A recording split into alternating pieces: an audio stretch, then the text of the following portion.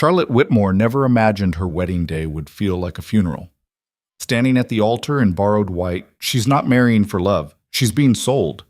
Her groom is Roman DeLuca, the most feared mafia boss on the East Coast, a man whose name alone makes grown men tremble. Her father's debts have made her a bargaining chip, a sacrifice wrapped in lace and lies.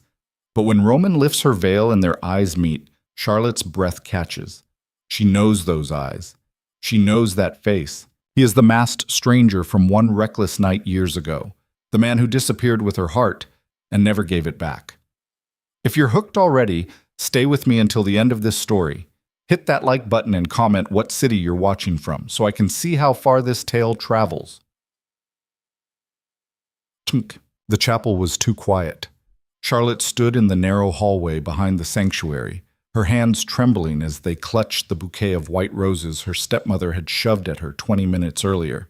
Through the crack in the door, she could see the rows of guests, strangers mostly, men in expensive suits with cold eyes, and women dripping in diamonds that probably cost more than her father's entire failing business.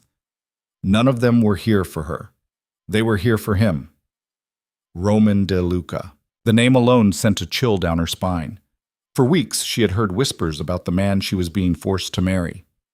A ghost in a tailored suit, a king without a crown. The kind of man who built empires on fear and blood, whose word was law in the darkest corners of the city. People didn't cross Roman DeLuca. They didn't even look at him wrong. And now, Charlotte was supposed to become his wife.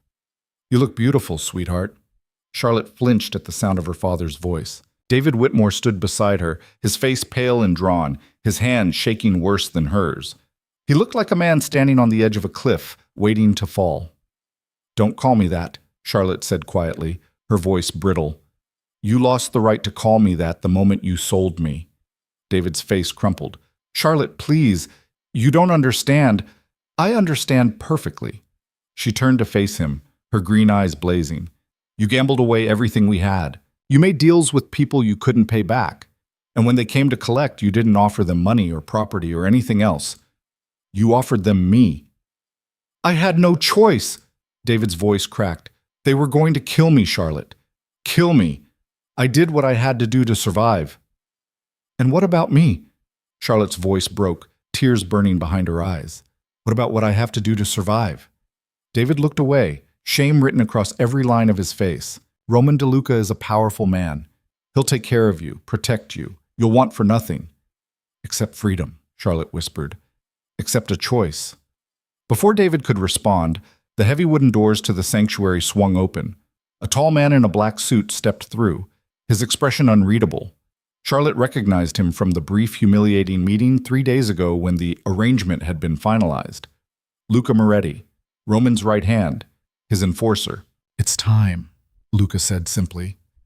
Charlotte's stomach twisted into knots. This was it, the point of no return. David reached for her hand, but she pulled away. She couldn't bear his touch right now, couldn't bear the weight of his guilt and desperation. If she was going to walk down that aisle and bind herself to a monster, she would do it alone. The music started, a haunting melody that sounded more like a dirge than a wedding march. Charlotte took a deep breath and stepped through the doors. The sanctuary was enormous, all dark wood and stained glass that filtered the late afternoon sunlight into shades of crimson and gold. The guests turned to look at her, their faces a blur of curiosity and calculation. She kept her eyes fixed straight ahead on the altar where a figure stood waiting. Roman DeLuca. Even from a distance, he was imposing. Tall and broad-shouldered, dressed in a perfectly tailored black suit that probably cost more than most people made in a year. His dark hair was swept back from his face, revealing sharp, aristocratic features that belonged on a Renaissance sculpture. But it was his eyes that held her attention. Dark, intense, unreadable, and fixed entirely on her. Charlotte's steps faltered for just a moment. There was something about the way he was looking at her, something that made her skin prickle with awareness and her heart beat faster. Not fear exactly, though there was plenty of that. Something else. Something she couldn't name. She forced herself to keep walking. The aisle seemed to stretch on forever. Each step brought her closer to the man who would own her, control her, decide her fate. She tried to imagine what her life would be like after today. Would he lock her away in some gilded cage? Use her as a decoration on his arm at parties and business dinners? Discard her when he grew bored? Would he hurt her? The thought made her stomach clench with fear. She had heard stories about men like Roman DeLuca, men who took what they wanted and destroyed anything that got in their way. Men who saw people as tools, assets, things to be used and discarded. But when she finally reached the altar and Roman extended his hand to help her up the steps, his touch was gentle, almost careful. Charlotte looked up at him, and the world seemed to tilt on its axis. Up close, he was even more striking. His features were hard, carved from stone and shadow, but there was something about his eyes that caught her off guard. They were dark brown, almost black, framed by thick lashes that would have been beautiful on anyone else. On Roman, they were simply arresting, and they were staring at her with an intensity that made her breath catch. "Charlotte," he said quietly, and the sound of her name on his lips sent a shiver down her spine. The priest began speaking, his words washing over her in a meaningless drone. Charlotte barely heard him. She was too focused on Roman, on the way he was looking at her, like he was trying to memorize every detail of her face. Like he already knew her. The thought was absurd. They had never met before the brief, horrible meeting 3 days ago when her father had signed away her future.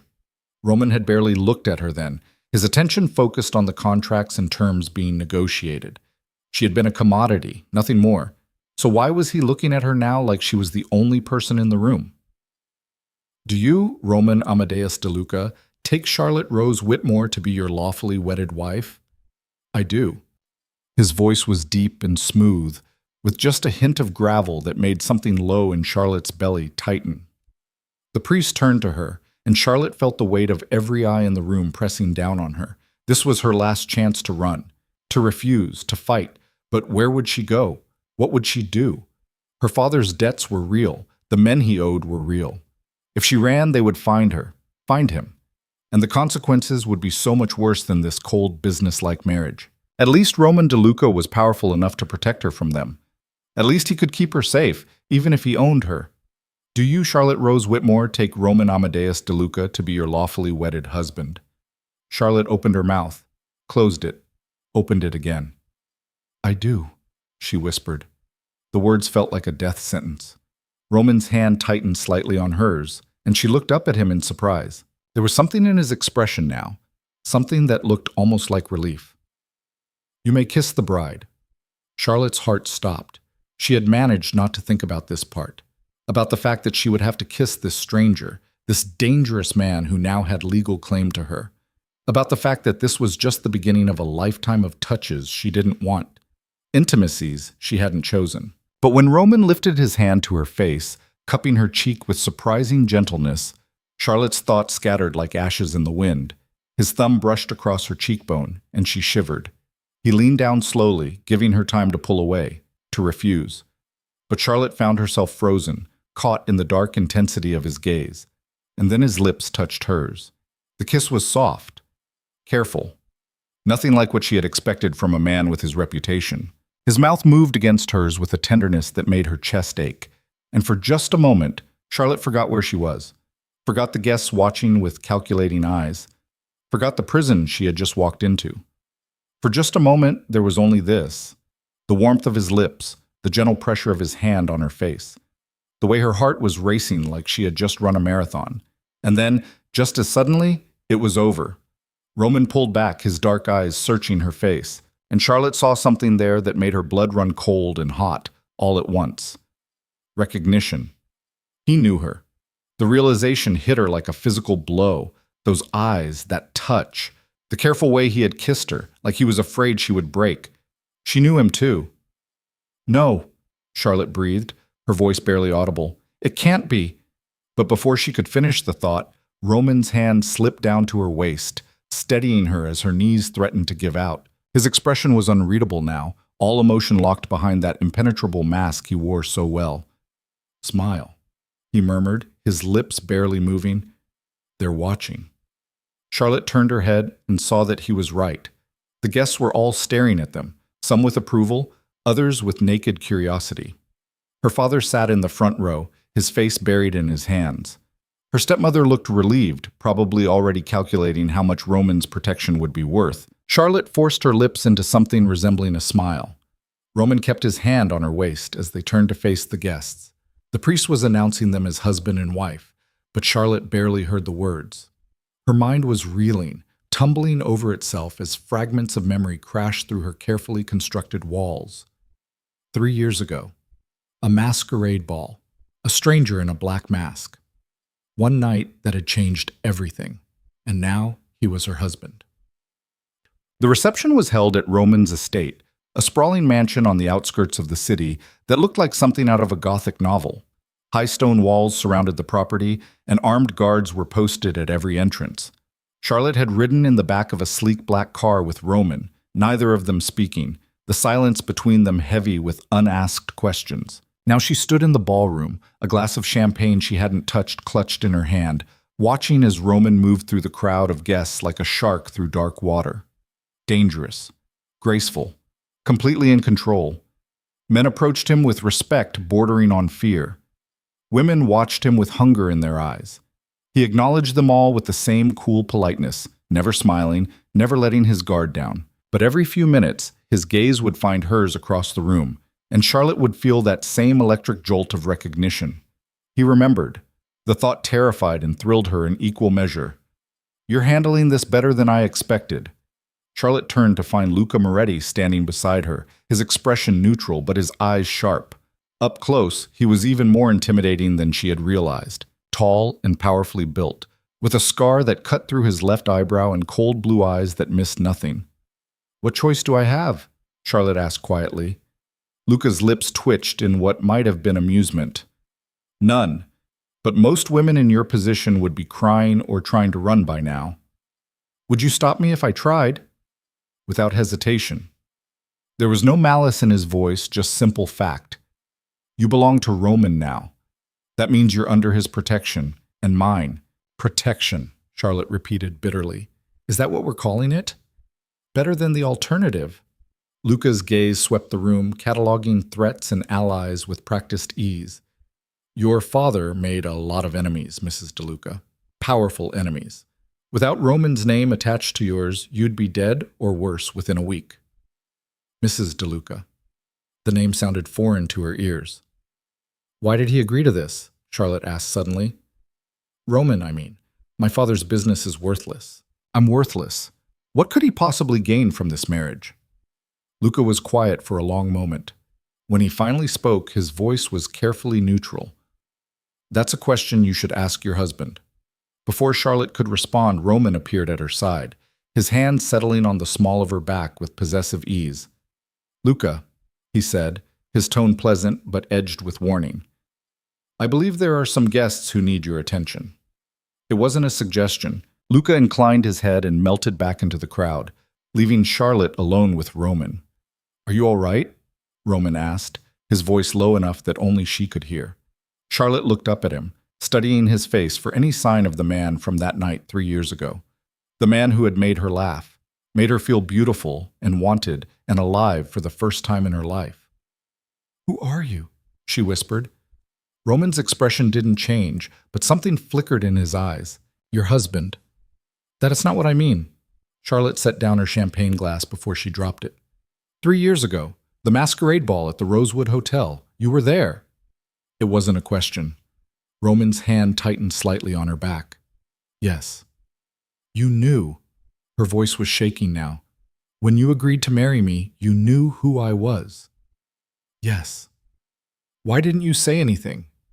"Would it have changed anything?" Roman's dark eyes bore into hers. "Would you have wanted this marriage if you knew?" Charlotte opened her mouth to say yes, then stopped. Because the truth was, she didn't know. That night at the masquerade had been the most magical, terrifying, intoxicating experience of her life. She had danced with a stranger and felt more alive than she had in years. She had kissed him in a darkened alcove and felt the world fall away. And then she had run.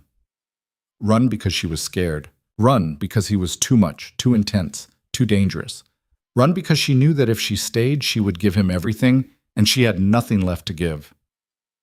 "I looked for you," Roman said quietly. "After that night, I searched for months." Charlotte's breath caught. "Why?" "Because you made me feel human again." His voice was rough, stripped of its usual control. For one night, I wasn't Roman DeLuca, feared mafia boss. I was just a man dancing with a beautiful woman who made him laugh. I didn't know who you were, Charlotte whispered.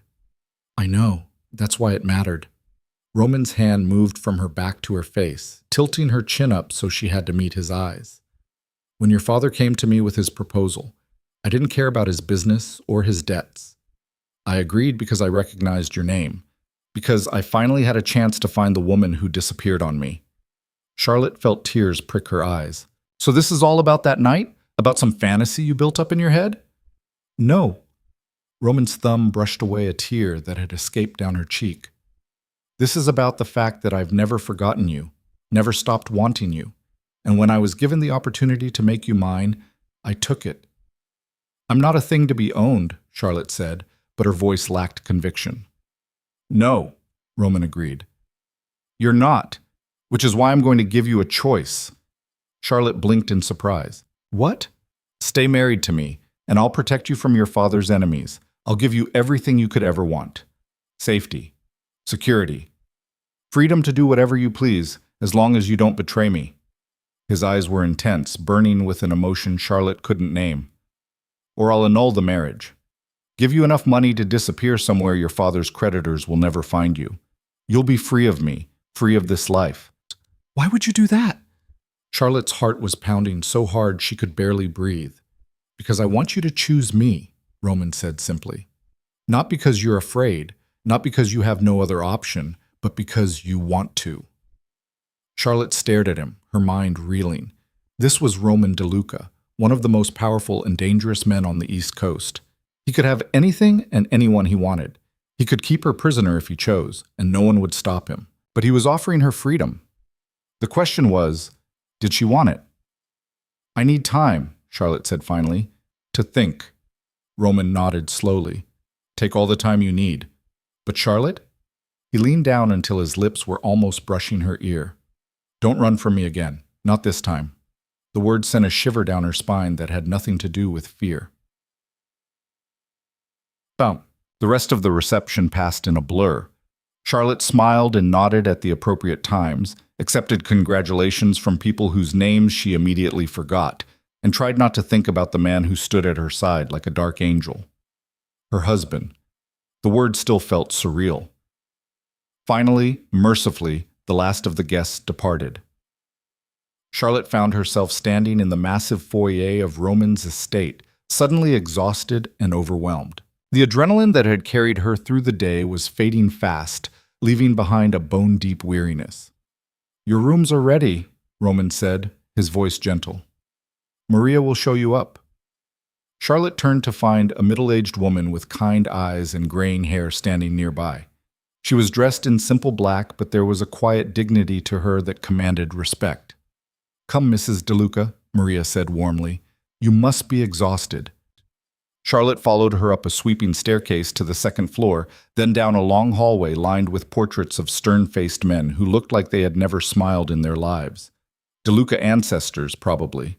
Roman's family tree, built on blood and power. Maria stopped in front of a set of double doors and pushed them open, revealing a suite that took Charlotte's breath away. The rooms were enormous, decorated in shades of cream and gold with touches of deep blue. A massive bed dominated the bedroom, its posts carved from dark wood and draped with silk. Through an open doorway, Charlotte could see a bathroom that looked like something out of a luxury spa. Mr. DeLuca had these rooms prepared especially for you, Maria said, bustling around and turning on lamps. Your things have already been brought from your father's house. If you need anything at all, just press this button. She indicated a discreet panel on the wall. Someone will come right away. Thank you, Charlotte managed. Maria smiled and squeezed her hand. Welcome home, dear. Then she was gone, and Charlotte was alone.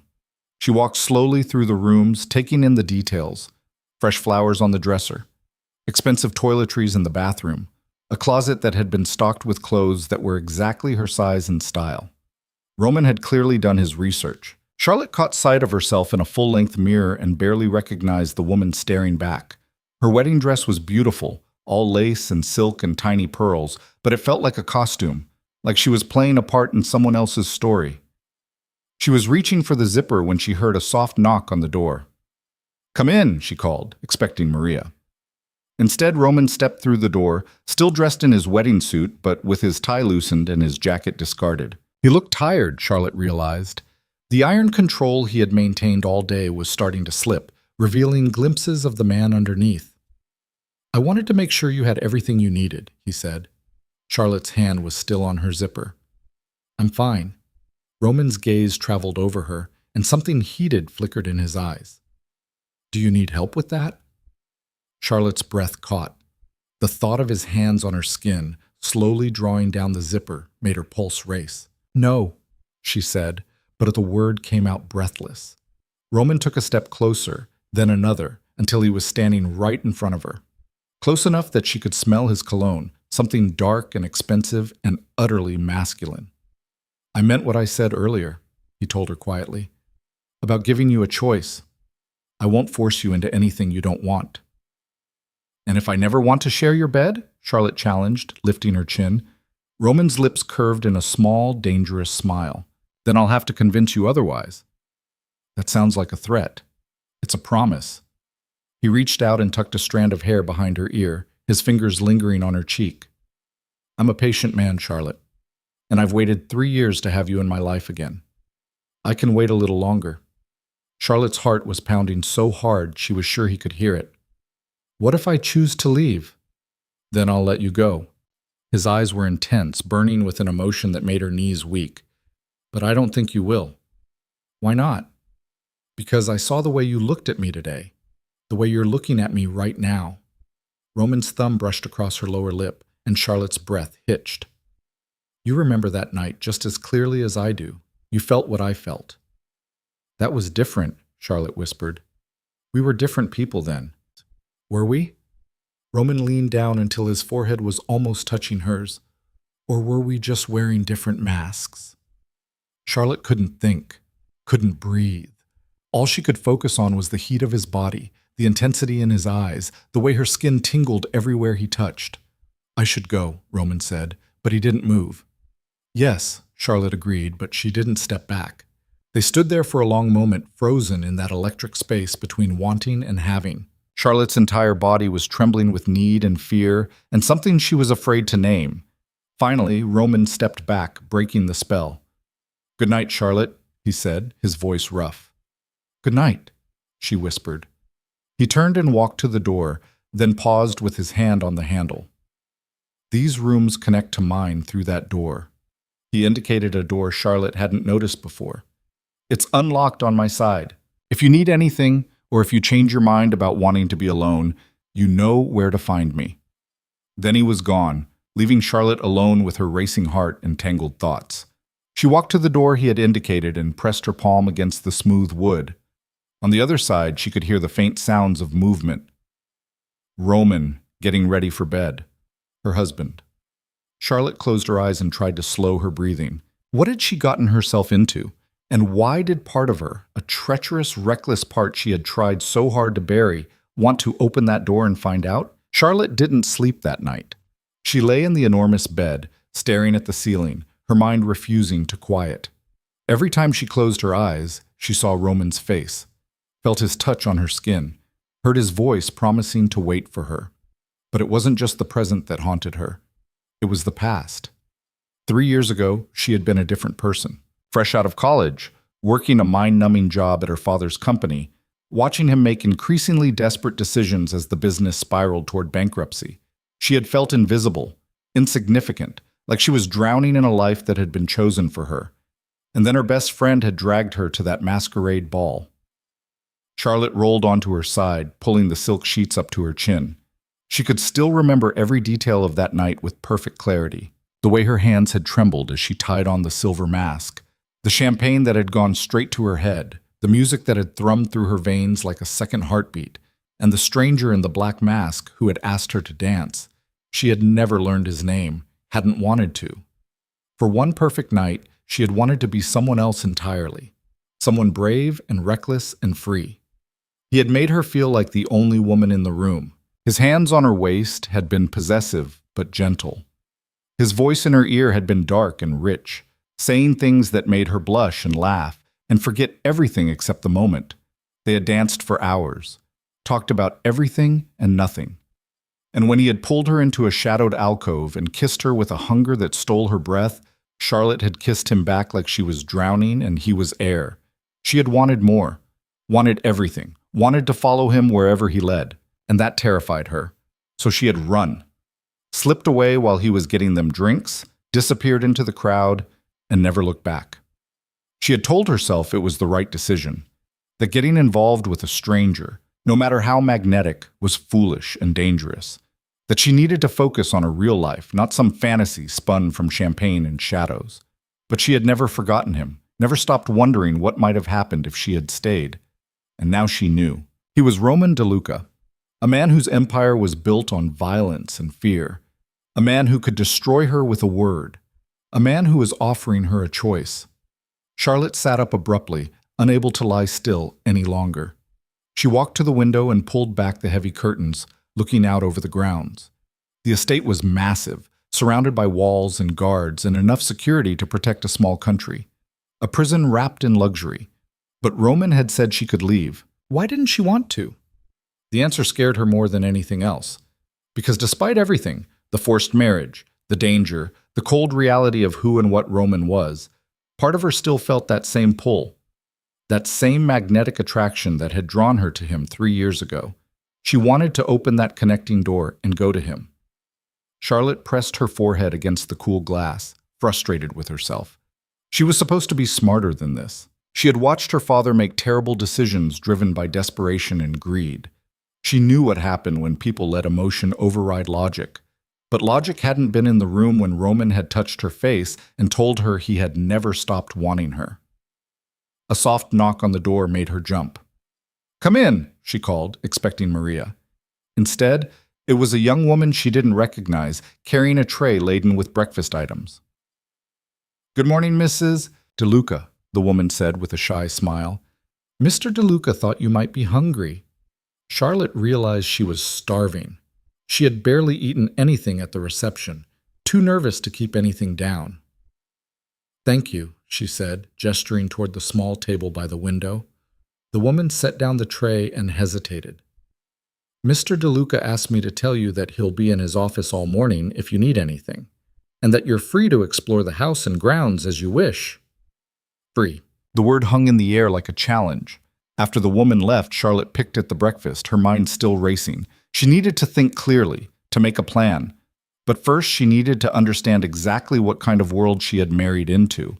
She showered and dressed in one of the outfits from the mysteriously well-stocked closet, dark jeans and a soft cashmere sweater that probably cost more than her old car.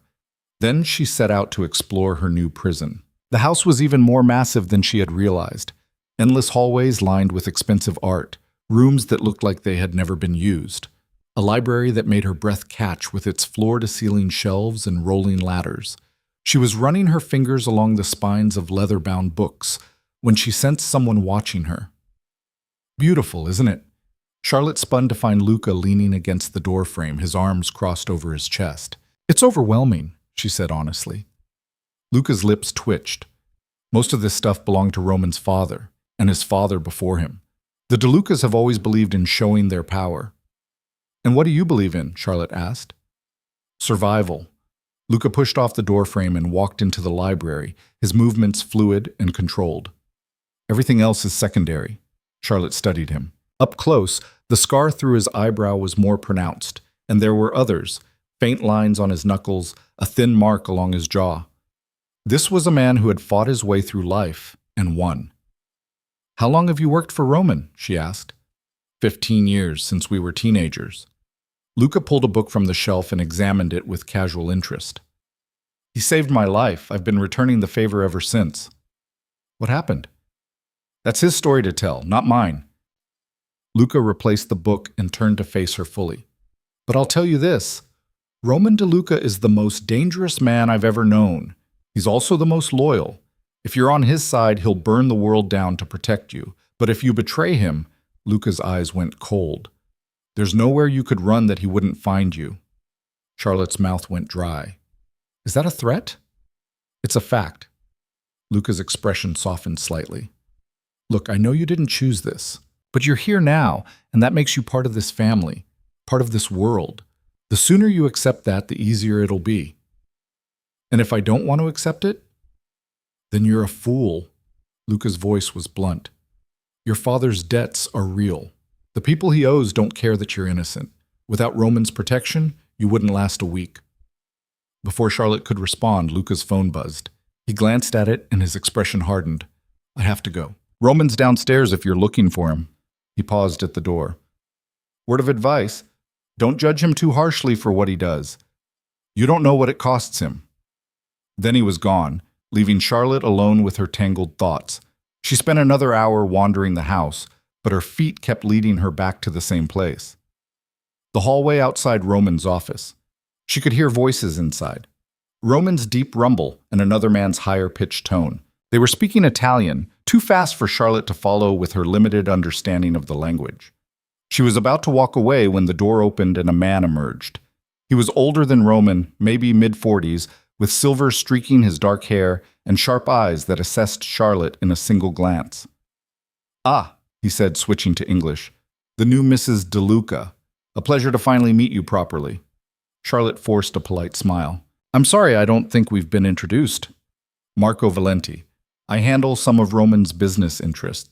He extended his hand and Charlotte shook it, noting the expensive watch on his wrist and the calculating intelligence in his eyes.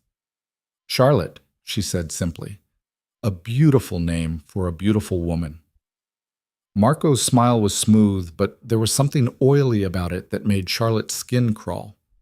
Roman is a lucky man. Is he? Charlotte kept her voice neutral. Marco laughed. A woman with spirit. I can see why he wanted you. His eyes traveled over her in a way that made her want to step back. If you ever grow tired of him, do let me know. That's enough, Marco. Roman's voice was quiet, but it cut through the air like a blade. He stood in the doorway of his office, and the expression on his face made Charlotte's blood run cold. There was murder in his eyes. Marco's smile didn't waver, but Charlotte saw him tense. I was just being friendly. You were being disrespectful.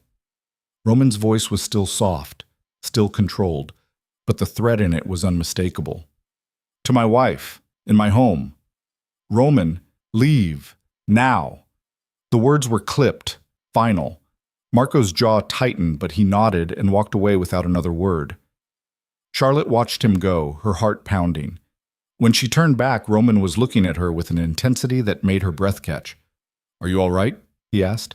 I'm fine, Charlotte said, though her hands were shaking slightly. He didn't do anything. He looked at you like you were something he could take. Roman's voice was rough, like you were his to claim. But I'm not, Charlotte said quietly. Am I? Roman crossed the distance between them in 3 strides. He stopped close enough that she could feel the heat radiating from his body, but he didn't touch her. You're mine, he said, and the possessiveness in his voice sent a shiver down her spine. By law, by contract, and by choice, and anyone who forgets that will answer to me. Charlotte tilted her head back to meet his eyes. I haven't made a choice yet. Haven't you? Roman's hand came up to cup her face, his thumb tracing her cheekbone. You're still here. You said I could leave. I did. The offer stands. His dark eyes searched hers. But I don't think you want to. Charlotte's heart was racing. She should step back, should put distance between them, should remember that this man was dangerous and this situation was insane. But she didn't move. Why me? She asked instead. You could have anyone. Why does it have to be me? Roman was quiet for a long moment. When he finally spoke, his voice was raw with an honesty that took her breath away. Because you're the only woman who ever made me forget who I am, he said. The only one who looked at me and saw a man instead of a monster. Do you have any idea what that's like? To spend your entire life being feared, being used, being treated like a weapon, and then to meet someone who just saw you? Charlotte's throat tightened. I didn't know who you were. Exactly. Roman's other hand came up to frame her face, holding her gently but firmly. You danced with me because you wanted to. Kissed me because you wanted to. Not because you were afraid or because you wanted something from me. just because in that moment you wanted me. I barely knew you, Charlotte whispered. You knew the parts of me that mattered. Roman's forehead dropped to rest against hers. And then you ran, and I spent 3 years trying to find something even close to what I felt that night. I never did. Charlotte closed her eyes, feeling the warmth of his breath on her face. This is crazy. I know. I should say no. I should walk away. Probably. But I can't stop thinking about that night, about you. Roman's hands tightened on her face. Then stay. Not because you're afraid, not because you have nowhere else to go, but because you want to see where this goes. Charlotte opened her eyes and found him watching her with an intensity that made her knees weak. And if it doesn't work? If we can't make this real? Then I'll let you go, Roman said. I promise. But give us a chance first. Give me a chance to show you that this doesn't have to be a prison. Charlotte knew she was making a mistake. Knew that getting involved with Roman DeLuca would complicate her life in ways she couldn't even imagine.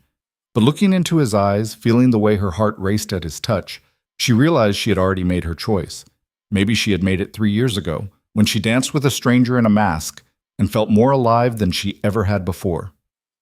Okay, she whispered. I'll stay. Roman's eyes blazed with something fierce and possessive. Say it again. I'll stay, Charlotte repeated, stronger this time. I choose to stay. The kiss was nothing like the careful, controlled one at their wedding. This was hunger and need and 3 years of wanting crashing together all at once. Roman's mouth claimed hers with a desperation that stole her breath, and Charlotte kissed him back with equal fervor, her hands fisting in his shirt. He backed her against the wall, his body pressing against hers, and Charlotte felt heat pool low in her belly. This was what she had wanted that night 3 years ago. This was what she had been too afraid to take. But she wasn't afraid anymore. Roman's hand slid into her hair, tilting her head back so he could deepen the kiss. Charlotte gasped against his mouth, and he swallowed the sound, one hand dropping to her waist to pull her even closer. Charlotte, he groaned against her lips.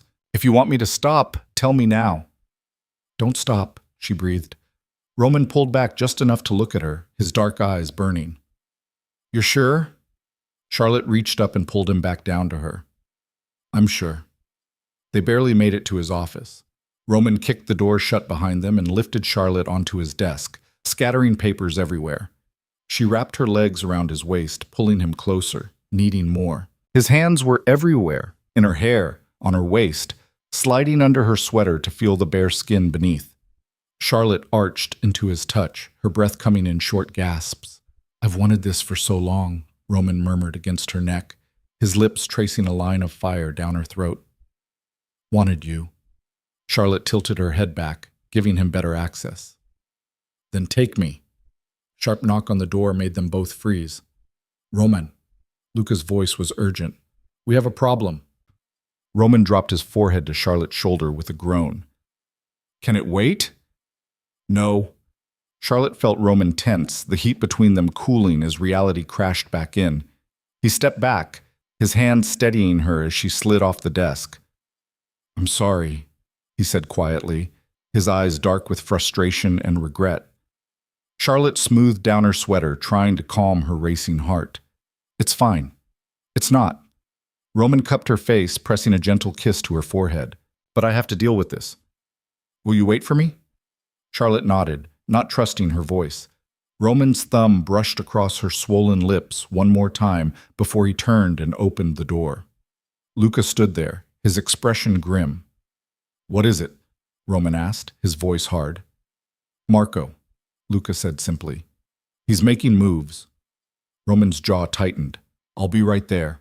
He glanced back at Charlotte. Maria will show you to the dining room for lunch. I'll find you as soon as I can. Then he was gone, and Charlotte was left alone in his office, her lips still tingling from his kisses and her body still humming with unfulfilled need. She took a shaky breath and looked around. The office was masculine and expensive, all dark wood and leather.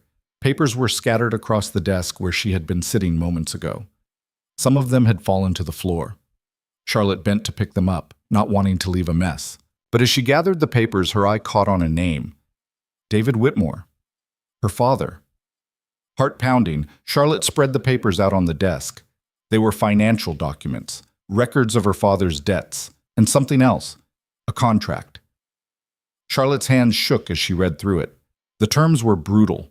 Her father had borrowed money from someone named Viktor Kozlov, a name that made her blood run cold even though she didn't recognize it. The interest rates were predatory, and the consequences for non-payment were spelled out in chilling detail. But it was the final clause that made her stomach drop. In the event of non-payment, the debtor agrees to forfeit all assets, including family members, to be used as the creditor sees fit. Charlotte felt bile rise in her throat. Her father hadn't just gambled away the business. He had literally sold her. And not to Roman, to someone else. The door opened and Charlotte spun around, guilt flooding through her at being caught snooping. But it was just Maria, her expression kind. "Mrs. DeLuca, are you ready for lunch?" Charlotte looked down at the papers in her hands, her mind reeling. "Maria, who is Viktor Kozlov?" Maria's face went pale. "Where did you hear that name?" "It's here, in these papers about my father." Charlotte held up the contract with shaking hands. "Who is he?" Maria was quiet for a long moment. When she finally spoke, her voice was heavy with worry.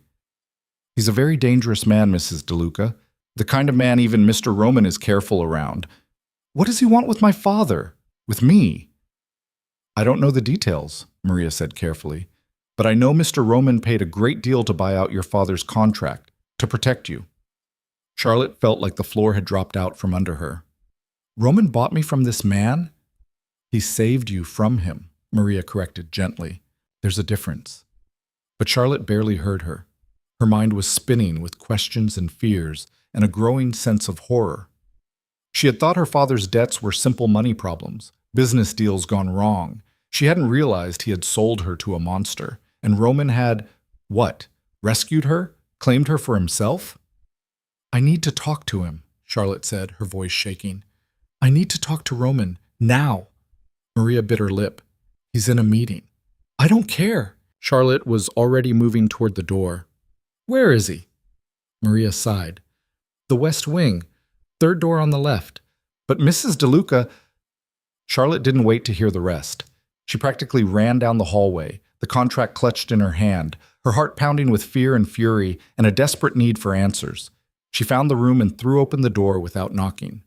Roman was standing at the head of a long table, surrounded by men in suits. They all turned to stare at her, but Charlotte only had eyes for her husband. "Is it true?" she demanded, holding up the contract. "Did you buy me from Viktor Kozlov?" The room went deathly silent. Roman's expression was unreadable. "Everyone out!" The men didn't need to be told twice. They filed out quickly, avoiding Charlotte's eyes.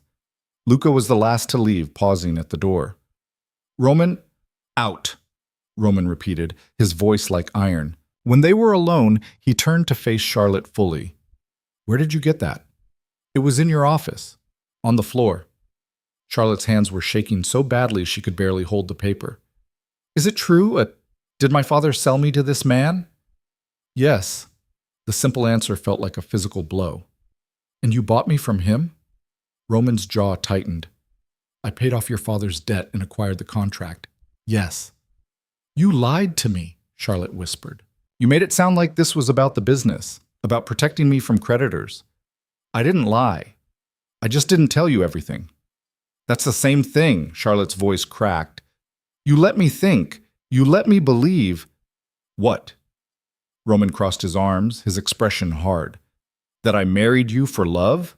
That this was some romantic fairy tale? You said you searched for me. You said you never forgot me." "I didn't, but that doesn't change the facts." Roman's voice was cold now, the warmth from earlier completely gone. "Your father sold you, Charlotte, to a man who would have used you and destroyed you without a second thought. I stopped that from happening. By making me your property instead?" Charlotte felt tears burning behind her eyes. "How is that any different? Because I'm giving you a choice." Roman's control cracked, his voice rising. "Because I'm not going to hurt you, or use you, or treat you like a thing to be discarded. Because despite everything, despite the fact that this started as a business transaction, I want you to choose to be here." "How can I choose anything when you've been lying to me from the start?" Charlotte demanded. Roman ran a hand through his hair, frustration written across every line of his body. I was trying to protect you. I don't need your protection. I need the truth. Fine. You want the truth? Roman stalked toward her, his eyes blazing. Your father didn't just borrow money from Kozlov. He got involved in some very illegal, very dangerous business. Arms dealing, money laundering. He was in way over his head, and when he couldn't deliver what he promised, Kozlov decided to take payment another way. Charlotte felt sick. Me. You. Roman's voice gentled slightly. Kozlov wanted you as, let's call it collateral, insurance that your father would keep working for him. And when he was done with you, he would have sold you to the highest bidder or killed you to send a message. Oh my God, Charlotte whispered. When I found out about the contract, I made Kozlov an offer he couldn't refuse. I paid 3 times what your father owed, plus enough extra to make it worth his while to walk away. Roman's eyes were intense. I bought you, yes, but I did it to save your life. Charlotte sank into a chair, her legs unable to support her anymore. Why would you do that? We barely knew each other. Because I remembered you, Roman said quietly. Because in 3 years, I hadn't been able to forget the woman who made me feel human, and because I couldn't stand the thought of Kozlov touching you. Charlotte looked up at him, tears streaming down her face. You should have told me. Would you have believed me? Roman knelt in front of her, his hands resting on her knees. If I had told you on our wedding day that your father sold you to a Russian arms dealer and I bought you to save you, would you have trusted me? Charlotte didn't have an answer for that. Roman reached up and wiped away her tears with gentle fingers. I'm not a good man, Charlotte. I've done terrible things. I'll probably do more terrible things before this is all over. But I swear to you, I will never hurt you, and I will kill anyone who tries. That's not reassuring, Charlotte said shakily. It's the truth. Roman's eyes held hers. I can't promise you a normal life. I can't promise you safety from everything. But I can promise you that as long as you're mine, I will protect you with everything I have. Charlotte closed her eyes, trying to process everything. Her father had betrayed her in the worst possible way. Roman had saved her, but also trapped her. Nothing about this situation was simple or clean or easy. But when she opened her eyes and saw the raw honesty in Roman's face, she realized something important. He wasn't lying. Not anymore. This was who he was. A dangerous man in a dangerous world. A man who killed and schemed and built empires on blood, but also a man who had remembered her, who had searched for her, who had paid a fortune to keep her safe from something even worse. I need time, Charlotte said finally, to think, to figure out what this all means. Roman nodded and stood, but he didn't step away. Take all the time you need. But Charlotte, don't run from me again. If you decide you can't do this, tell me to my face. Give me that much. Charlotte looked up at him, this man who was her husband and her savior and her captor all at once. I will. Roman pressed a kiss to her forehead, then left the room, leaving Charlotte alone with the contract and her shattered illusions. She sat there for a long time, staring at the papers that had changed everything. Her father's signature was at the bottom, scrawled and desperate.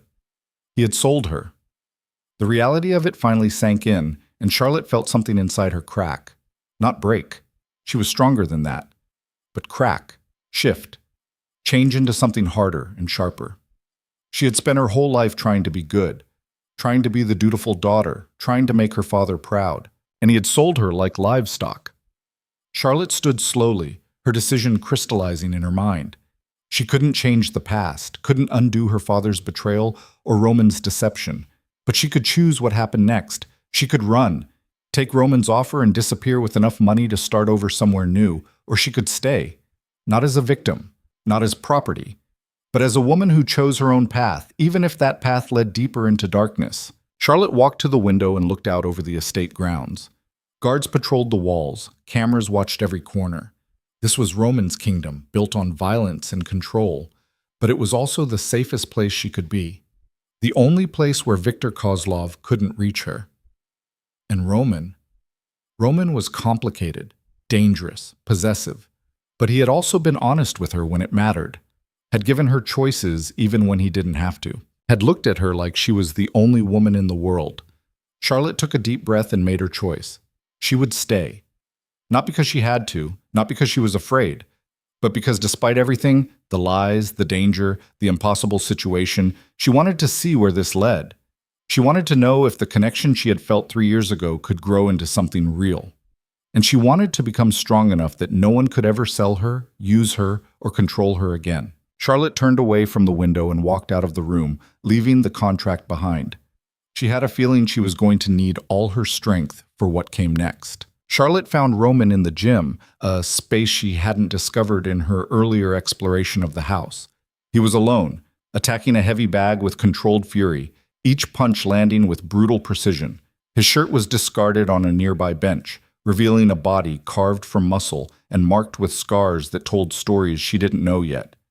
She stood in the doorway, watching him. Sweat gleamed on his skin, and the raw power in his movements was mesmerizing and terrifying in equal measure. This was the man who had built an empire on fear, the man who had killed to protect what was his, the man who was her husband. Roman must have sensed her presence because he stopped mid-punch and turned. His dark eyes locked on hers, and Charlotte saw wariness there, expectation of rejection. "I'm staying," she said simply. Roman went very still. "What?" "I said, I'm staying." Charlotte stepped into the room, closing the distance between them. "Not because I'm afraid, not because I have nowhere else to go, but because I choose to." "Charlotte, let me finish." She held up her hand and Roman fell silent. "What my father did was unforgivable. What you did was complicated. You saved me, but you also lied to me.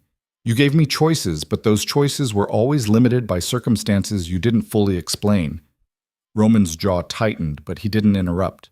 "But I understand why you did it," Charlotte continued. "And I understand that in your world, trust is earned, not given freely. So here's what I need from you going forward." She met his eyes steadily. "No more lies, no more half-truths. If we're going to make this work, I need complete honesty, even when the truth is ugly." "Done," Roman said immediately. "I'm not finished." Charlotte took a breath. "I also need you to teach me," Roman frowned. "Teach you what?" "How to survive in your world. How to protect myself. How to be more than just the woman standing behind you."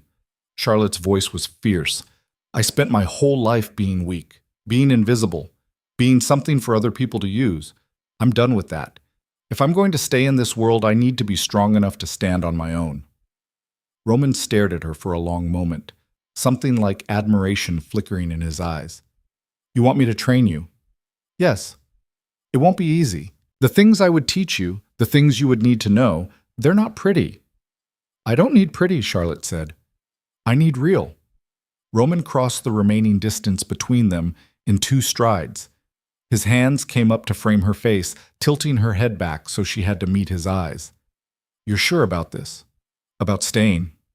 About all of it?" "I'm sure," Charlotte whispered. The kiss was different this time.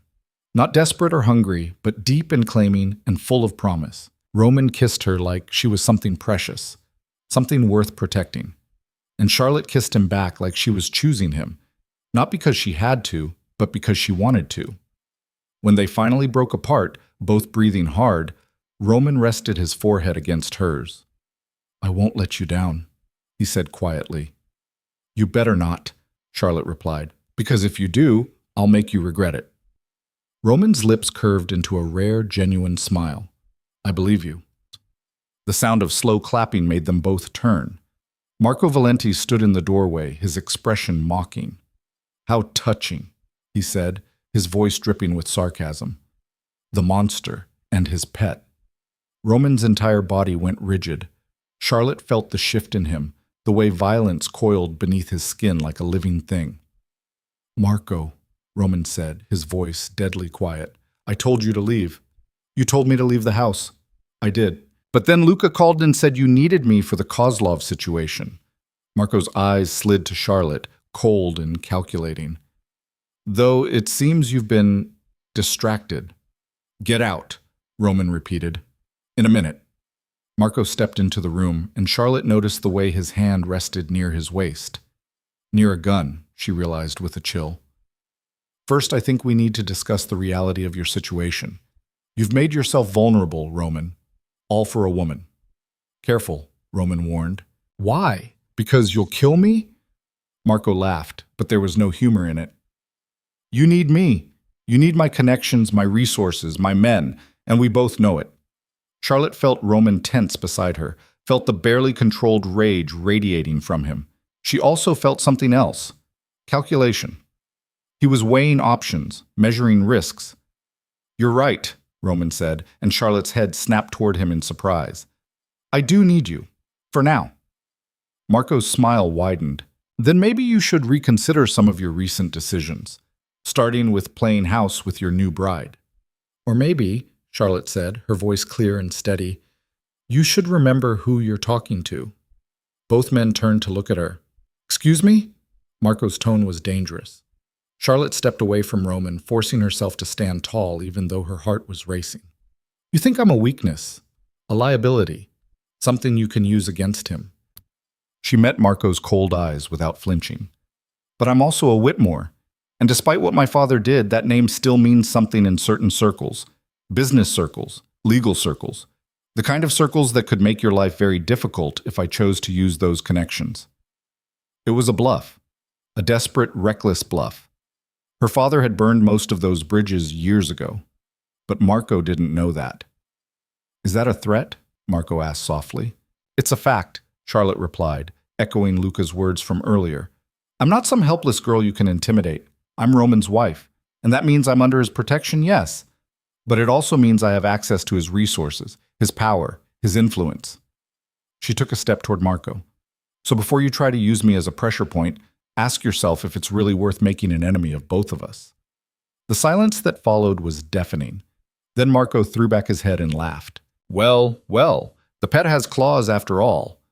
He looked at Roman. I see why you wanted her. We're done here, Roman said coldly. Luca will brief you on what we need for Kozlov. Stay away from my wife. Marco's amusement faded. For a moment, Charlotte thought he might push back, might challenge Roman's authority. But then he nodded curtly and walked out, leaving tension thick in the air. The moment he was gone, Charlotte's legs went weak. Roman caught her, his arms coming around her waist to steady her. That was incredibly stupid, he said, but there was admiration in his voice, and incredibly brave. Charlotte laughed shakily. Was I convincing? Very. Though for the record, your father's name is worth exactly nothing in any circles that matter. Roman's hand came up to tilt her chin, forcing her to look at him. But Marco doesn't know that, and you played it perfectly. I couldn't just stand there and let him talk about me like I was nothing. I know. Roman pressed a kiss to her forehead. But Charlotte, you need to understand something. Marco is dangerous, more dangerous than you realize. What you just did, standing up to him, it bought you respect. But it also put a target on your back. I already had a target on my back, Charlotte pointed out. At least now he knows I'm not defenseless. Roman's eyes darkened. You're not defenseless. Not anymore. Not while I'm alive. He stepped back, his expression serious. But you were right earlier. You need to learn how to protect yourself. Starting today. Charlotte nodded, feeling the weight of what she had just committed to. Okay. Where do we start? First we eat. You can't learn anything on an empty stomach. Roman grabbed his shirt and pulled it on. Then we talk strategy. If Marco is making moves, we need to be prepared. They made their way to a small dining room Charlotte hadn't seen before, more intimate than the formal one from the reception. Maria had prepared lunch, sandwiches and salad, simple but delicious. Charlotte realized she was starving. As they ate, Roman explained the situation with Marco. The older man had been his father's right hand, inherited by Roman when he took over the family business. Marco had connections throughout the city, relationships that would take years to rebuild if Roman cut him loose. But he was also ambitious, always looking for opportunities to expand his own power. He thinks I'm weak now, Roman said, his voice hard. Because I married you. Because I'm letting emotions cloud my judgment. Are you? Charlotte asked quietly. Roman looked at her for a long moment. Yes, he admitted, but not in the way he thinks. Emotions don't make you weak, Charlotte. They make you human, and humans are capable of things that monsters never could be. Before Charlotte could respond, Luca burst into the room, his phone pressed to his ear and his face pale. We have a problem, he said, hanging up. Your father just tried to meet with Kozlov. Charlotte's blood ran cold. What? Apparently he thought he could renegotiate the terms of the original contract. Cut a new deal. Luca's expression was grim. Kozlov wasn't interested in talking. He sent David back with a message. What message? Roman demanded. That the contract might have transferred to you, but the debt remains unpaid, and he wants what he's owed. Luca's eyes slid to Charlotte. He wants her. The room fell silent. Charlotte felt like she couldn't breathe. But you paid him. You bought out the contract. I paid him for the paper, Roman said slowly, his mind clearly working through the implications. But if David went to him and admitted there were irregularities in the original agreement, Kozlov could claim I acted in bad faith. That's ridiculous, Charlotte said. You paid him 3 times what my father owed. It doesn't matter.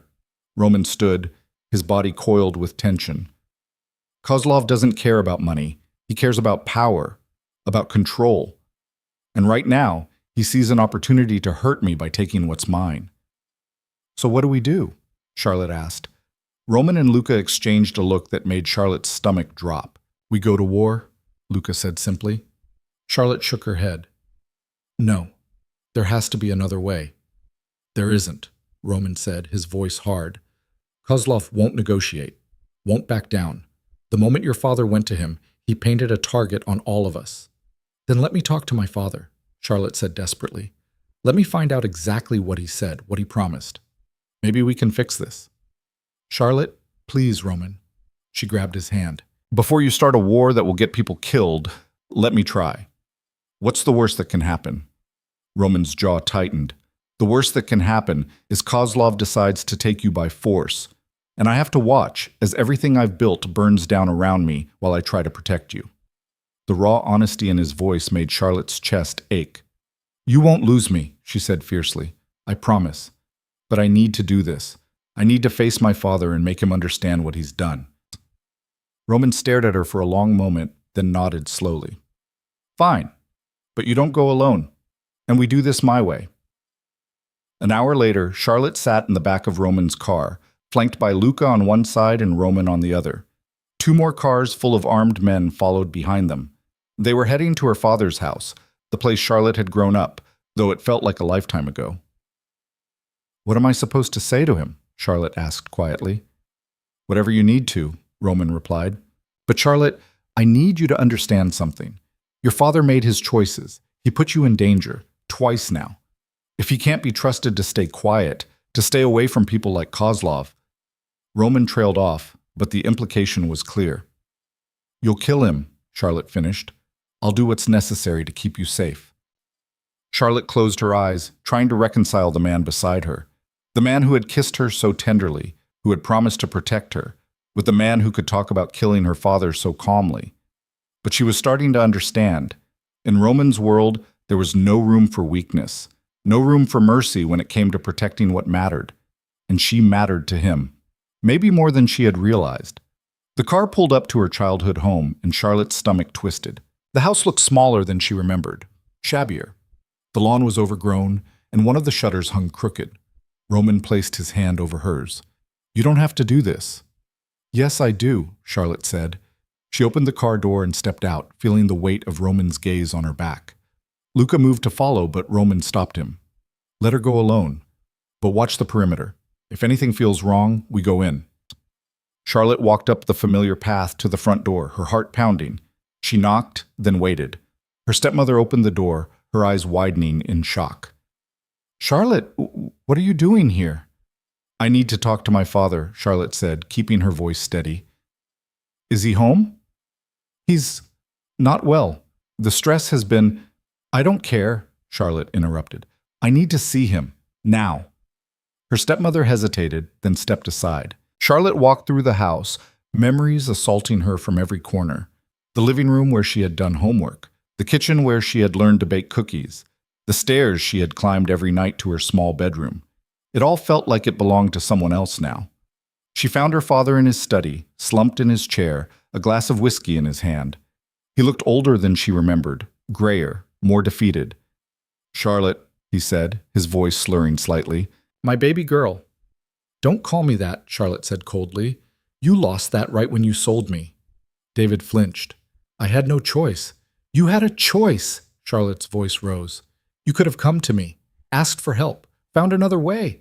Instead, you traded me to Viktor Kozlov like I was property.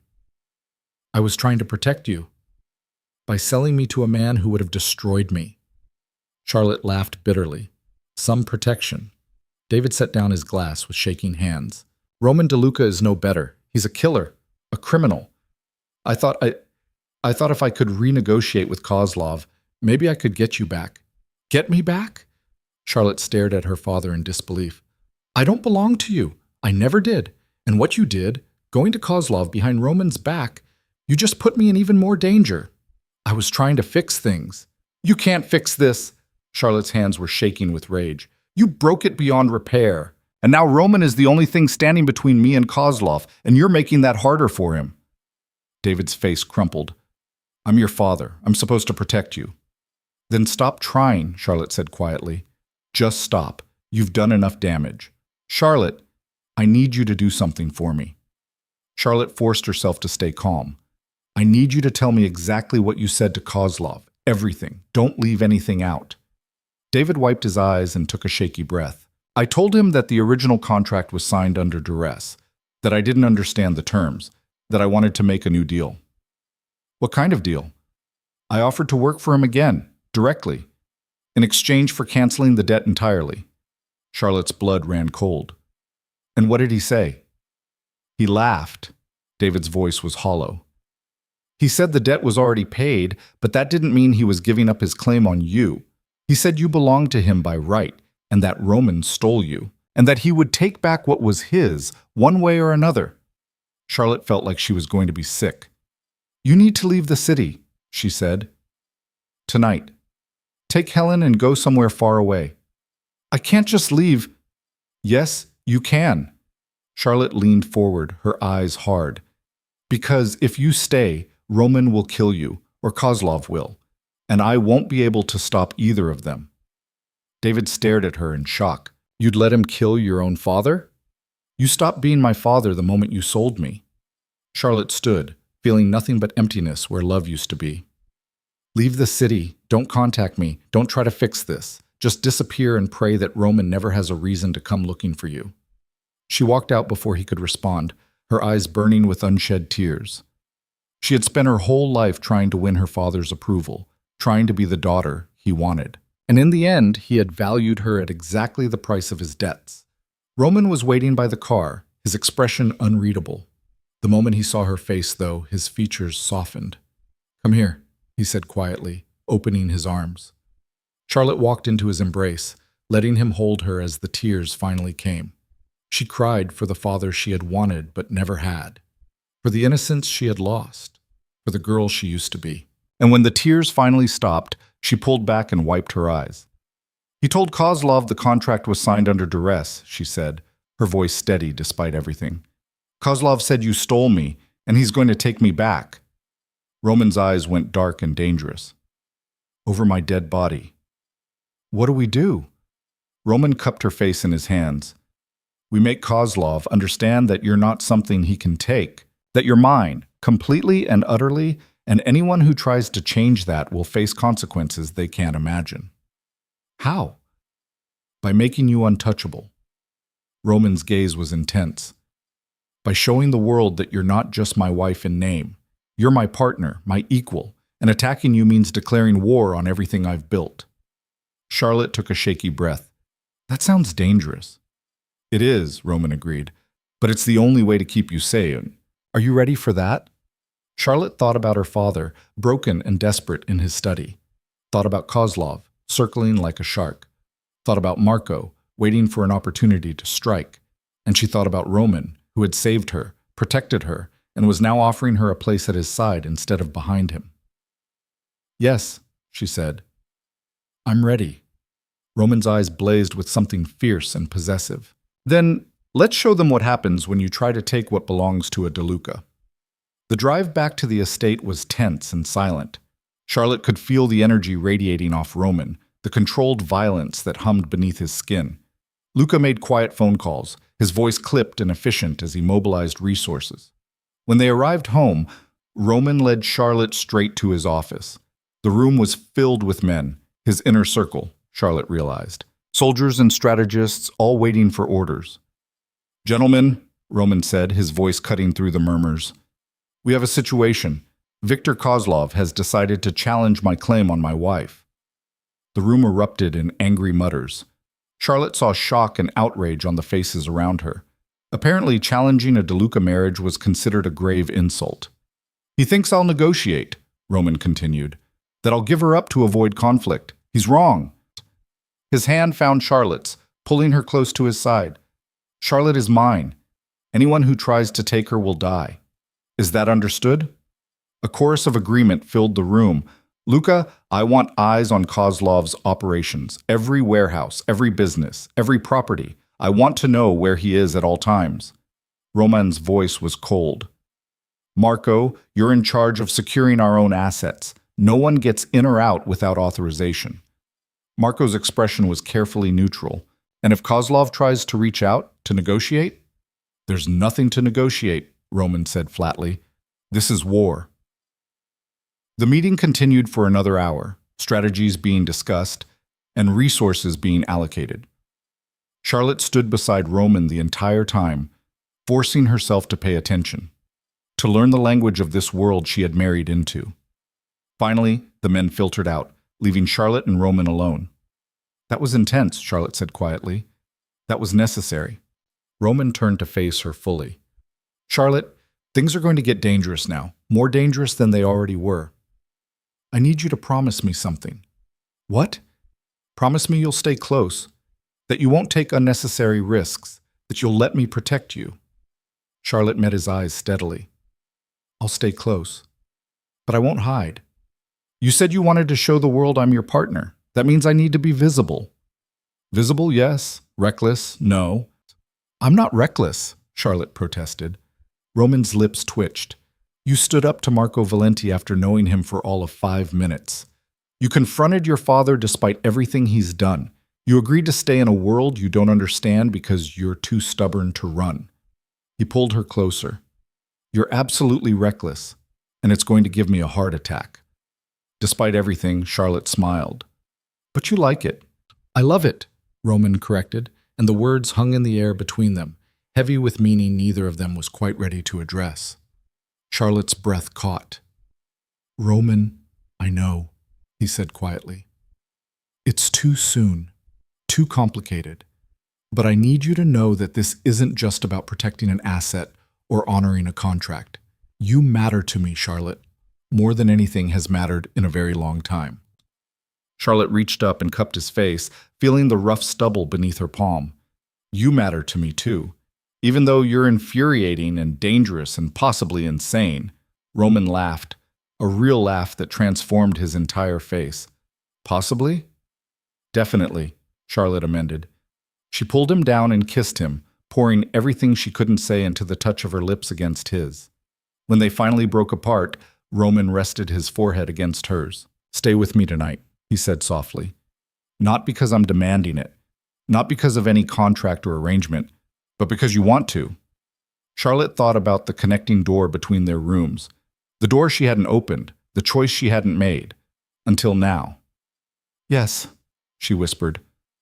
"I'll stay." Roman's eyes darkened with heat and something deeper. He took her hand and led her through the connecting door to his bedroom. The space was masculine and elegant, all dark wood and rich fabrics, but Charlotte barely noticed the decor.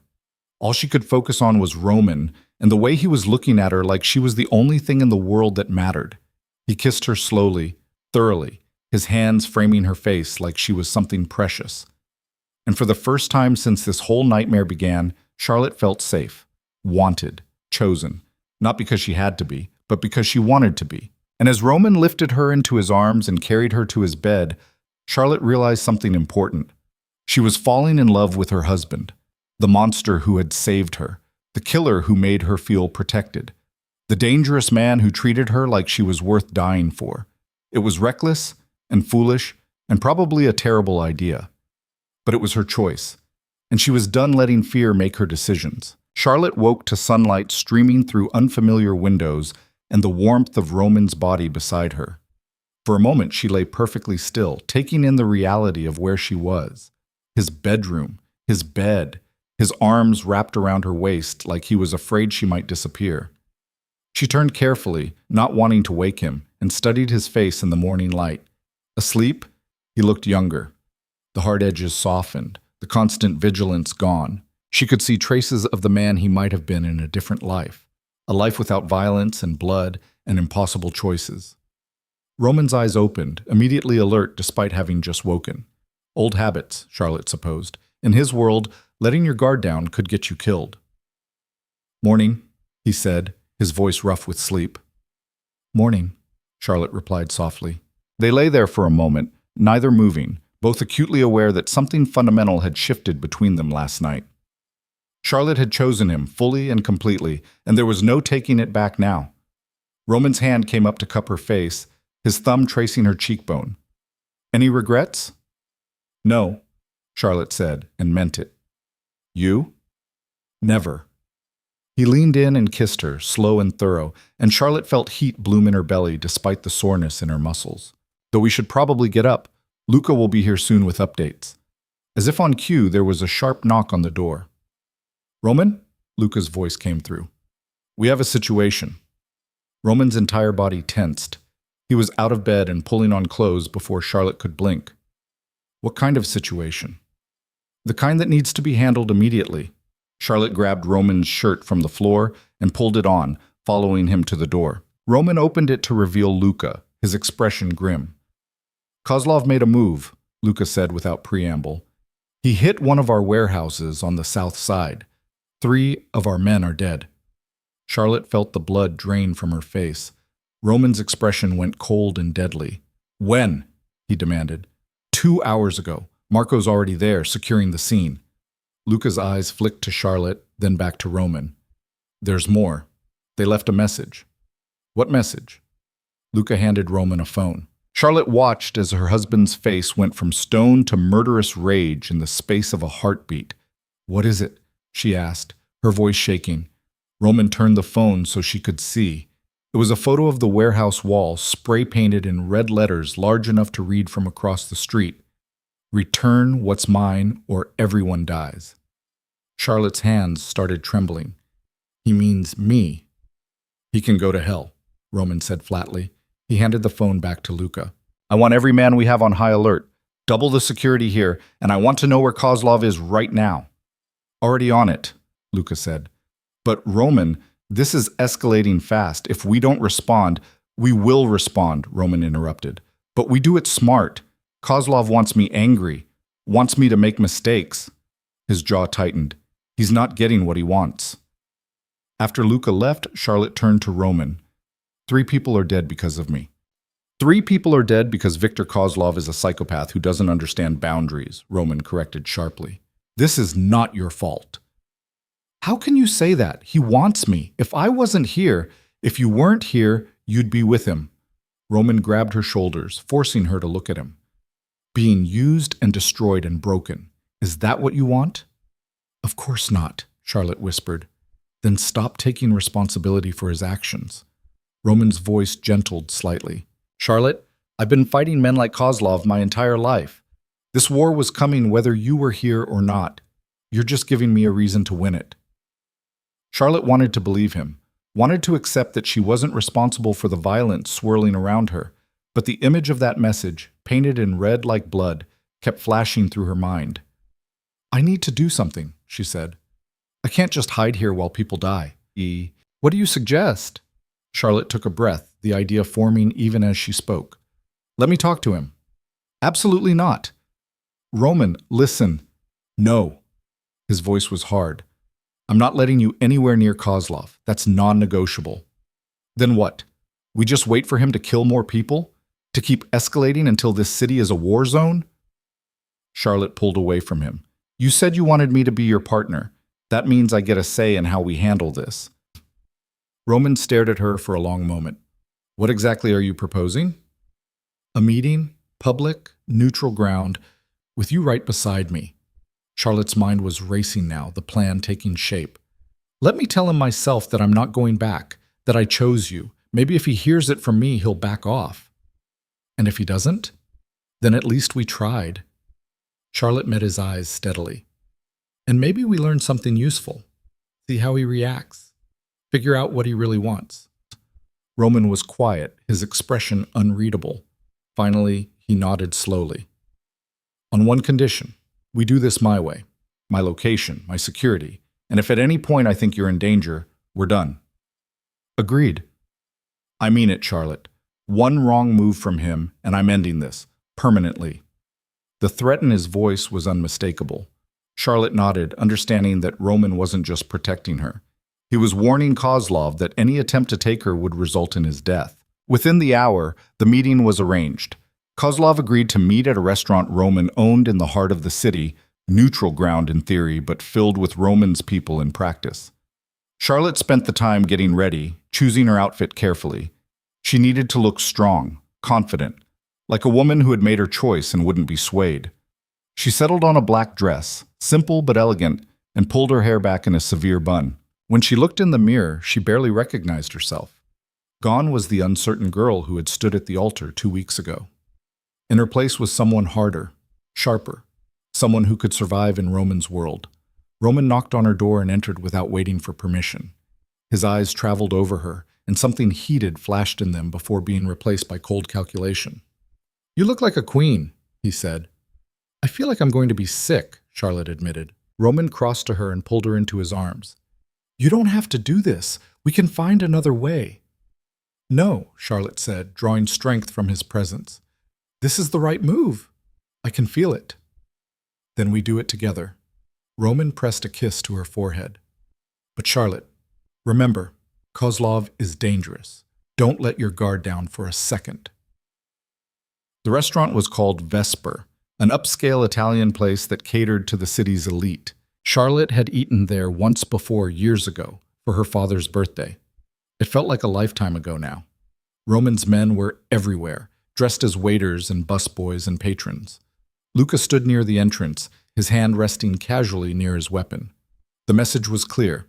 This was Roman's territory, and anyone who forgot that would regret it. Kozlov was already seated when they arrived, 2 of his own men flanking him. He was older than Charlotte expected, maybe 60, with silver hair and cold blue eyes that assessed her like she was merchandise.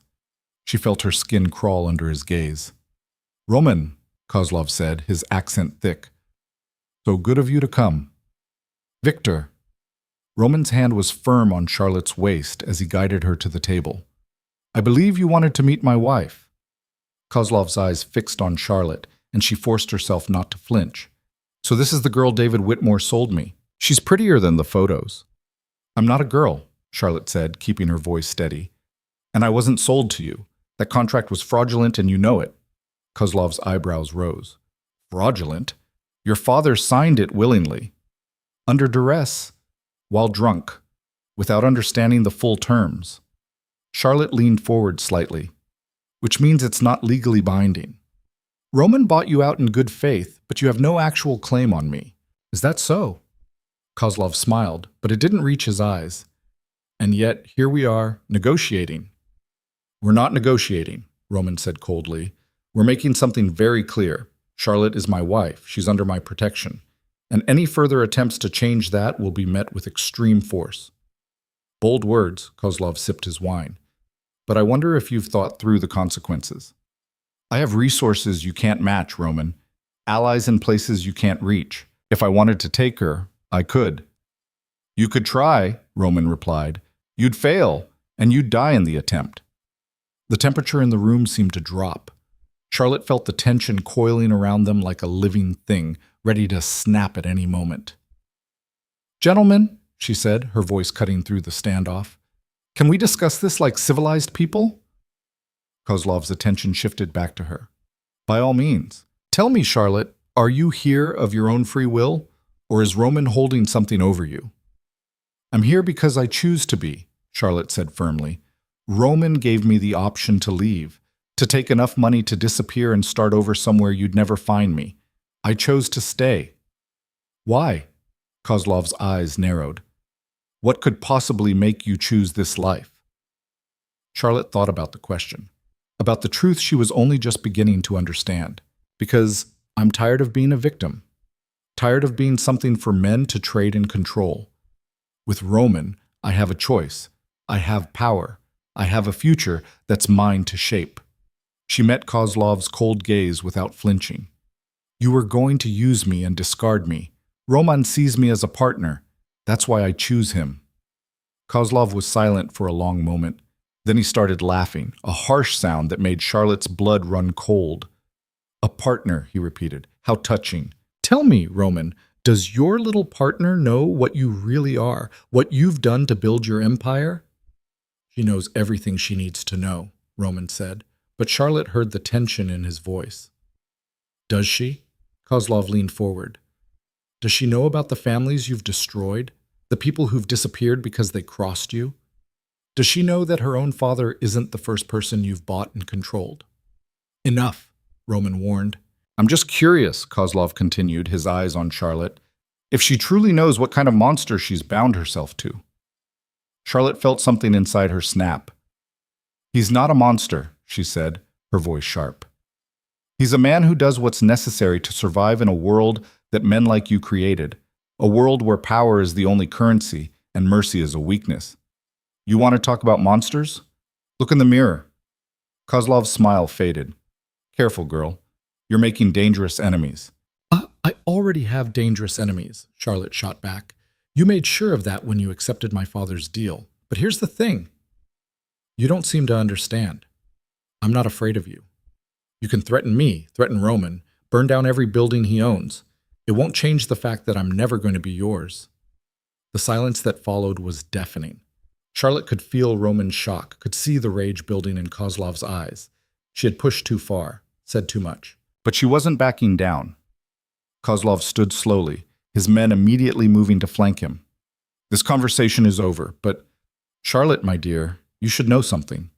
He leaned down, his voice dropping to a whisper. Your father came to me not just to renegotiate. He came to me because he's terrified of what Roman will do to him, and he offered me something very interesting in exchange for protection. Charlotte's blood ran cold. What? Information, Kozlov said simply. About Roman's operations, his suppliers, his distribution networks, everything I would need to destroy him from the inside out. Roman was on his feet in an instant, his hand moving toward his weapon, but Luca was faster, appearing at his side and placing a restraining hand on his arm. Did you take the deal? Roman asked, his voice deadly quiet. Not yet, Kozlov replied. I wanted to meet your wife first, wanted to see if she was worth all this trouble. His eyes traveled over Charlotte one more time. I have to say, I'm impressed. She has spirit, which is why I'm going to give you both one chance. What kind of chance? Charlotte asked. Walk away, Kozlov said. Annul the marriage. Give her to me, and I'll forget about your father's offer. We can go back to the way things were. Never, Roman said. Then we go to war. Kozlov smiled coldly. And when the smoke clears, I wonder which of you will still be standing. He walked out, his men following, leaving Charlotte and Roman alone at the table. Charlotte's hands were shaking so badly she had to clasp them in her lap. My father betrayed you. I know, Roman said, his voice tight with barely controlled rage. He's selling you out to Kozlov. Everything you've built. I know, Roman repeated. He turned to her, and the fury in his eyes took her breath away. But right now, I need to make sure you're safe. Everything else can wait. They left the restaurant surrounded by Roman's men, a protective cocoon that felt both suffocating and necessary. Charlotte's mind was reeling. Her father hadn't just sold her once. He was actively working to destroy the man who had saved her, the man she was falling in love with. Back at the estate, Roman disappeared into his office with Luca and several other men. Charlotte could hear raised voices, urgent phone calls, the sound of plans being made and contingencies being prepared. She paced her room, unable to sit still. Her father's betrayal cut deeper than she expected. She had thought she was done being hurt by him, done caring what he did, but knowing that he was willing to destroy Roman to save himself made her physically ill. A soft knock on the door interrupted her thoughts. Maria entered, carrying a tray of tea. I thought you might need this, she said gently. Charlotte accepted the cup gratefully. Thank you. Maria hesitated. Mrs. DeLuca, I know this isn't my place, but I want you to know something. I've worked for the DeLuca family for 30 years. I watched Roman grow up, watched him become the man he is today. Why are you telling me this? Charlotte asked. Because I've never seen him like this. The way he looks at you, the way he protects you, it's different, real. Maria's eyes were kind. Whatever happens with this Kozlov business, Roman will do everything in his power to keep you safe. But you should also know that he's terrified. Charlotte blinked in surprise. Terrified? Roman? Of losing you, Maria said simply. He's lost so much in his life. His mother when he was young, his father to violence, the few people he trusted to betrayal. You're the first person in years he's let himself care about, and that makes you both his greatest strength and his greatest weakness. The words settled over Charlotte like a weight. She had been so focused on her own fear, her own struggles, that she hadn't fully considered what this meant for Roman. He wasn't just protecting an asset or honoring a contract. He was fighting for the one person who made him feel human. I won't let him down, Charlotte said quietly. I know you won't, Maria replied. But be careful. Men like Kozlov, they know how to find weakness, and they exploit it without mercy. After Maria left, Charlotte stood at the window, looking out over the grounds. Guards patrolled the perimeter. Cameras watched every angle. The estate was a fortress, built to withstand any attack. But Charlotte knew that wasn't enough. Kozlov had her father's information. He knew Roman's operations, his weaknesses, his supply lines. A frontal assault might not work, but there were other ways to destroy an empire. She needed to do something, needed to find a way to help Roman instead of just being the person he had to protect. The answer came to her suddenly, crystallizing with perfect clarity. Her father. If she could get to him before Kozlov did, convince him to stop, maybe she could prevent him from handing over the information that would destroy everything.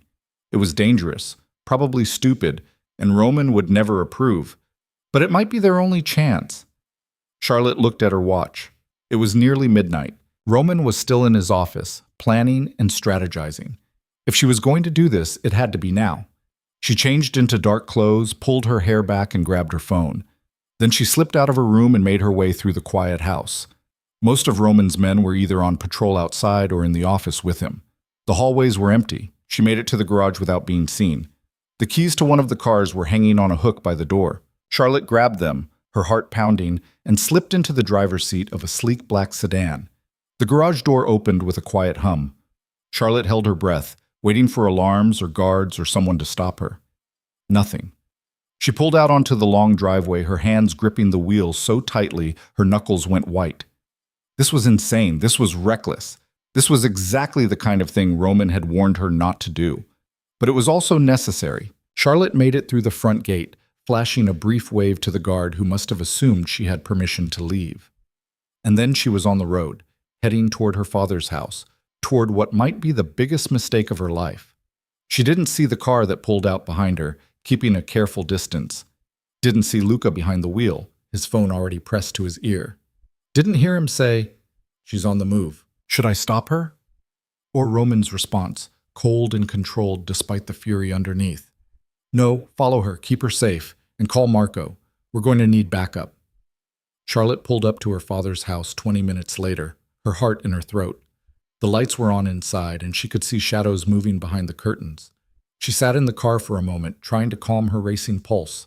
She could still turn back, still call Roman and tell him where she was, still do the safe thing. But safety wasn't going to stop Kozlov, wasn't going to save Roman's empire or prevent more people from dying. Charlotte got out of the car and walked to the front door. She knocked, then waited. Her stepmother answered, her eyes widening in shock. "Charlotte, what are you doing here? It's the middle of the night." "I need to see my father," Charlotte said. "Now." "He's not here." "Don't lie to me." Charlotte pushed past her into the house. "Where is he?" "Charlotte, please, you need to leave." "Where is he?" Charlotte demanded. A voice came from behind her, cold and amused. "She's asking about me."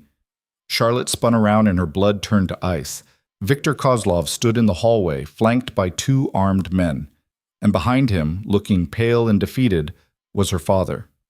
"Hello, Charlotte," Kozlov said, smiling. "How convenient of you to join us. We were just discussing the terms of your father's cooperation." Charlotte's hand went to her phone, but one of Kozlov's men was faster. He grabbed her wrist, twisting it painfully until the phone clattered to the floor. "Let her go," her father said weakly. "She has nothing to do with this." "On the contrary," Kozlov said, moving closer to Charlotte, "she has everything to do with this. You see, I was going to use your information to destroy Roman slowly, systematically. But now that his wife has delivered herself to me, I think we can expedite the process." Charlotte fought against the man holding her, but his grip was like iron. "Roman will kill you for this." "Will he?" Kozlov tilted his head. "Let's find out. Call him, David. Tell him I have his precious wife. Tell him if he wants her back, he'll need to come get her himself." David's hand shook as he pulled out his phone. "Please, just let her go. I'll give you whatever you want." "You already are," Kozlov said. "Now make the call." Charlotte watched in horror as her father dialed Roman's number. This was it. This was the trap Kozlov had been planning all along. He didn't want information or territory or money. He wanted Roman dead. And Charlotte had just given him the perfect bait. The phone rang twice before Roman answered. "Where is she?" His voice was deadly calm, which was somehow more terrifying than if he had been screaming. David's voice shook. "Roman, I'm sorry. I didn't know. Where is she?" Kozlov plucked the phone from David's trembling hand. "Roman, my friend, your wife is here with me. Safe, for now." Charlotte heard Roman's sharp intake of breath through the speaker. "If you hurt her, you'll what? Kill me?" Kozlov laughed. "You're welcome to try. Come to the Whitmore house. Alone. Unarmed. And maybe we can discuss terms." "There are no terms," Roman said, his voice like ice. "Let her go and I'll make your death quick." Such bravado, but we both know you'll do whatever I ask to get her back. Kozlov's hand shot out and grabbed Charlotte's chin, forcing her to look at him. "She really has gotten under your skin, hasn't she?" The great Roman DeLuca, brought to his knees by a woman. Charlotte jerked her face away from his grip. "He won't come alone. You're a fool if you think he will." "Oh, I'm counting on it," Kozlov said. The more men he brings, the bigger the statement when I kill them all." He released her and turned back to the phone. "You have 30 minutes, Roman. After that, I start removing pieces of your wife and sending them to you." The line went dead. Charlotte's stomach lurched with fear, but she forced herself to stay calm. Roman knew where she was. He was coming. She just had to survive until he got here. "Tie her up," Kozlov ordered. "And David, you're going to help us prepare a proper welcome for your son-in-law." "Please," David begged. "Let Charlotte go. This is between you and Roman." "This became about Charlotte the moment you sold her to me," Kozlov snapped. "The moment Roman stole her from under my nose. The moment she stood in that restaurant and told me she'd never be mine." His eyes went cold. "She made her choice. Now she lives with the consequences." One of Kozlov's men dragged Charlotte to a chair and began binding her wrists with rough rope. She didn't fight. Fighting would only make them hurt her more, and she needed to save her strength. Her stepmother stood in the corner, tears streaming down her face, useless as always. Charlotte felt a surge of contempt. This woman had stood by while David destroyed their family, had said nothing when he sold his own daughter, and now she was doing nothing while Charlotte was taken hostage. "Helen," Charlotte said quietly, "call the police." "The police won't come," Kozlov said. "Half of them are on my payroll. The other half know better than to interfere in my business." Charlotte's mind raced. She needed to find a way out of this, needed to warn Roman about the trap. But her phone was smashed on the floor, and her hands were tied, and Kozlov's men were armed and watching her every move. "Think," she told herself. "There has to be something." "Why are you doing this?" she asked Kozlov, trying to buy time. "You could have just taken the information my father offered. Could have destroyed Roman's business quietly." "Why make it personal?" Kozlov pulled up a chair and sat across from her. "Because Roman DeLuca embarrassed me. He came into my territory, paid off a debt that should have made you mine, and took what I claimed. In my world, that kind of disrespect cannot stand." "So this is about ego," Charlotte said, "about proving you're more powerful than him." "It's about maintaining order," Kozlov corrected. "If I let Roman take what's mine without consequences, Every small-time criminal in this city will think they can challenge me. No, I need to make an example. And you, my dear, are the perfect tool. Charlotte felt cold understanding wash over her. You're going to kill me in front of him. Eventually, but first I'm going to make him watch as I break you. Make him see that all his power, all his violence, all his carefully constructed empire, none of it can save you. Kozlov smiled. And then, when he's destroyed, when there's nothing left of the man who dared to defy me, I'll put a bullet in his head. You're insane, Charlotte whispered. I'm pragmatic, Kozlov replied. There's a difference. The sound of cars pulling up outside made everyone freeze. Kozlov checked his watch and smiled. Right on time. David, go let them in. David stumbled to the door, his face ashen. Charlotte heard voices, footsteps, and then Roman was there, flanked by Luca and a dozen armed men. The moment his eyes found hers, Charlotte saw the fear flash across his face before being replaced by cold fury. Let her go, Roman said, his voice eerily calm. I don't think so. Kozlov stood, positioning himself behind Charlotte's chair. You see, we're going to renegotiate the terms of our arrangement. There is no arrangement, Roman said. There's just you dying tonight. Kozlov laughed and pulled out a gun, pressing it to Charlotte's temple. She felt the cold metal against her skin and forced herself not to flinch. One more step and I paint the wall with her brains, Kozlov warned. Roman stopped, his hands raised. Okay. What do you want? I want you to kneel. The room went silent. Kneel, Kozlov repeated. Acknowledge that I am your superior, that you were wrong to take what was mine. Do that, and maybe I'll let her live. Charlotte saw the calculation in Roman's eyes, saw him weighing options, measuring risks.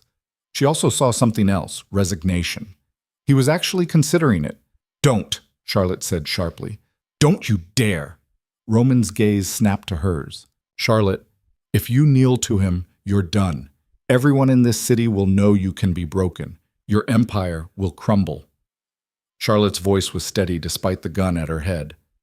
Don't give him what he wants. I'm not letting you die, Roman said, and I'm not letting you destroy yourself to save me. Charlotte held his gaze, trying to convey everything she felt in a single look. I chose this life. I chose you. Stand up and fight. Kozlov's finger tightened on the trigger. How touching, but I'm done waiting. Roman, you have 5 seconds to kneel or she dies. 5, 4, 3. The gunshot was deafening in the enclosed space. Charlotte screamed, expecting pain, expecting darkness, but neither came. Instead, Kozlov stumbled backward, a red stain spreading across his shoulder. The gun clattered from his hand. Charlotte's head whipped around to see Marco standing in the doorway, his own weapon raised. You should have killed me when you had the chance, Marco said coldly. Then all hell broke loose. Roman's men opened fire on Kozlov's guards. Luca dove for Charlotte, cutting through her restraints with a knife he produced from somewhere. Roman launched himself at Kozlov, pure rage driving him forward. Charlotte stumbled to her feet, her hands numb from the ropes. Luca grabbed her arm and pulled her toward the door. Come on, he shouted over the gunfire. But Charlotte's eyes were locked on Roman and Kozlov. They were grappling on the floor, each trying to gain control of Marco's fallen weapon. Kozlov might have been older, but he was vicious, fighting with the desperation of a cornered animal. Roman landed a brutal punch to Kozlov's injured shoulder, making the older man howl in pain. But Kozlov's hand closed around the gun, swinging it toward Roman's head. Charlotte didn't think. She grabbed a heavy vase from a nearby table and brought it down on Kozlov's arm with all her strength. The gun went flying, and Roman used the distraction to flip Kozlov onto his back, his hands closing around the older man's throat. Roman, no! Charlotte shouted. Roman's eyes were black with rage, his hands tightening. Kozlov's face was turning purple. If you kill him like this, you're no better than he is. Charlotte grabbed Roman's arm. Please, don't become the monster he thinks you are. For a terrible moment, she thought he wouldn't stop, thought the violence would consume him completely. But then Roman's hands loosened. He stood, breathing hard, and stepped back. Kozlov gasped for air, coughing and wheezing. Roman looked down at him with cold contempt. You're finished, Roman said. Your operations, your territory, your reputation, all of it. I'm going to systematically destroy everything you've built. And when you're left with nothing, when you're broken and desperate and alone, you'll remember that this is what happens when you threaten what's mine. He turned to Luca. Get him out of my sight. Make sure every criminal in this city knows what happened here tonight. Make sure they know the price of crossing a DeLuca. Luca nodded and gestured to his men. They hauled Kozlov to his feet and dragged him out, still gasping for breath. The room was a disaster. Bullet holes in the walls, broken furniture. 2 of Kozlov's men lay dead. The others had fled. And in the corner, David Whitmore sat slumped in a chair, looking like he'd aged 20 years. Roman turned to him, and Charlotte saw murder in her husband's eyes. "Roman," she said quietly, "let me handle this."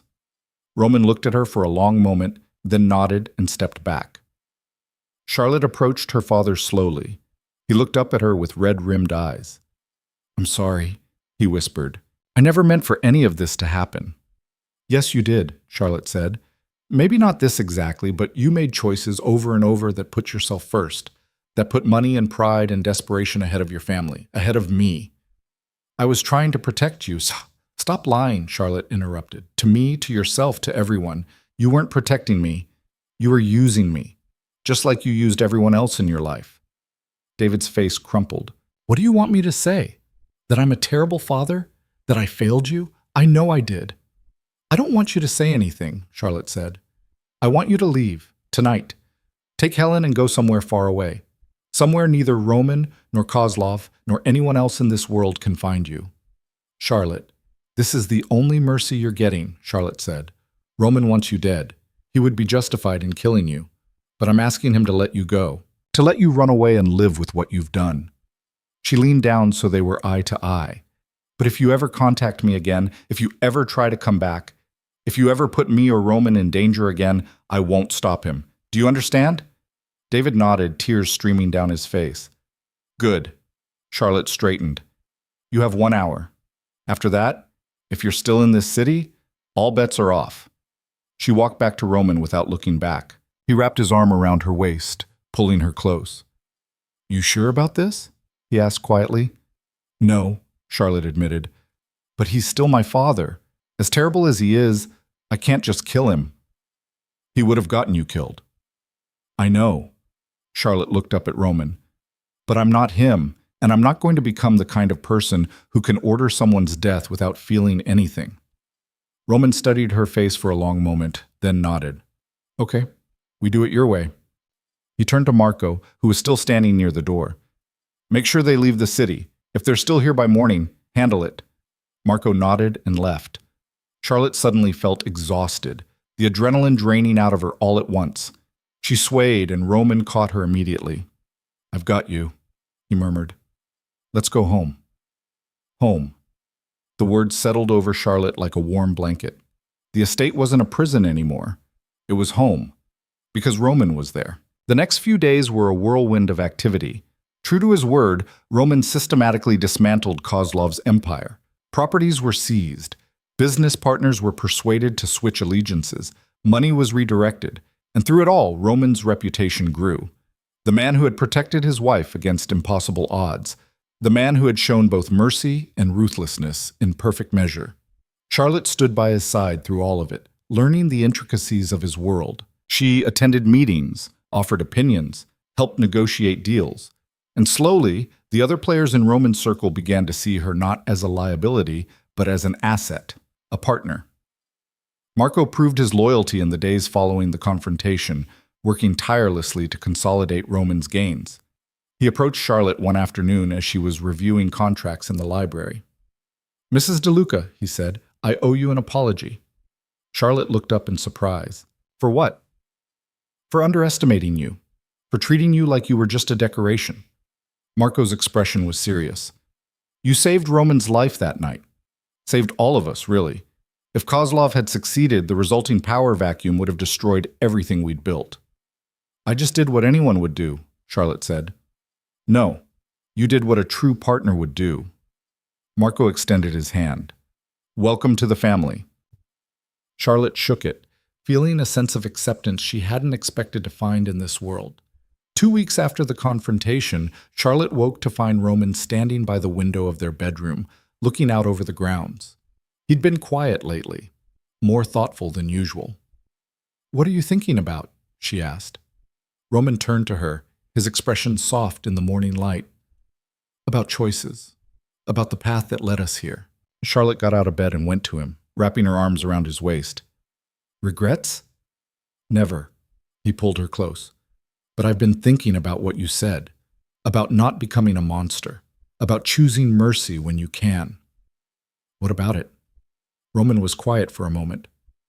"I've spent my whole life building this empire on fear and violence. It's all I knew, all I thought I needed." His hand came up to cup her face. "But you've shown me something different, a different kind of strength." Charlotte felt her heart skip. "What are you saying?" "I'm saying I want to be better, not soft, not weak, but more selective about the violence I use, more careful about the choices I make." His dark eyes held hers. "Because I want to build something that lasts, something we can both be proud of." Charlotte felt tears prick her eyes. "You mean that?" "I do." Roman pressed his forehead to hers. "Charlotte, when I married you, I thought I was just reclaiming something I'd lost. A feeling, a connection. I didn't realize you would change everything." "I didn't change you," Charlotte said. "I just reminded you of who you were beneath all the armor." "Maybe," Roman smiled, a real smile that transformed his entire face. "Either way, I need to ask you something." He stepped back and, to Charlotte's shock, dropped to one knee. "What are you doing?" she asked, her voice shaking. "The first time I married you, it was a transaction, a contract. You didn't have a choice." Roman pulled out a small velvet box and opened it, revealing a stunning diamond ring. "So I'm asking you now, properly. Charlotte Whitmore, DeLuca, will you marry me again? Not because you're afraid or because you have nowhere else to go, but because you love me the way I love you." Charlotte's breath caught. He'd never said those words before. Neither of them had. "You love me?" she whispered. "More than anything in this world," Roman said. "More than power or money or the empire I've built. You are everything that matters. So will you choose me? Again?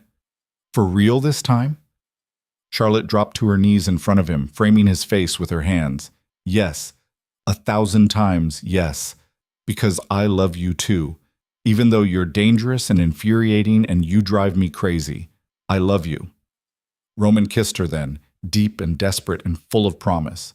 When they finally broke apart, he slipped the ring onto her finger. "We'll do it right this time," he said. "A real wedding, with people we actually care about. No contracts or debts or forced arrangements. Just us, choosing each other." Charlotte laughed through her tears. "That sounds perfect." The wedding took place 2 months later in the gardens of the estate. It was small and intimate, attended only by the people who mattered. Luca stood as Roman's best man. Maria cried happy tears. Even Marco smiled, genuinely pleased for them. This time, when Charlotte walked down the aisle, she wasn't walking toward a prison. She was walking toward her future, toward a man who had saved her, challenged her, and loved her despite everything. This time, when Roman lifted her veil, there was no shock or fear in his eyes, just love and certainty and a promise that this was forever. This time, when the priest asked if she took Roman to be her husband, Charlotte's "I do" rang out clear and strong, without hesitation. And this time, when Roman kissed her, it wasn't careful or controlled. It was a claiming, a celebration, a declaration to the world that they belonged to each other, completely and irrevocably. The reception was joyful in a way the first one hadn't been. Real laughter, real happiness, real love filling every corner of the space. As Charlotte danced with her husband under the stars, she marveled at how far they'd come. From a forced marriage to a real partnership. From fear and deception to trust and love. "What are you thinking about?" Roman asked, pulling her closer. "About how none of this went the way I expected," Charlotte said. "I thought I was being sold into a nightmare. Instead, I found something I didn't even know I was looking for." "What's that?" "Someone who sees me, really sees me, not as a daughter or a commodity or a weakness, but as an equal." Charlotte looked up at him. "You gave me that, even when you were being impossible and overprotective and controlling." Roman laughed. "I'm going to be those things for the rest of our lives."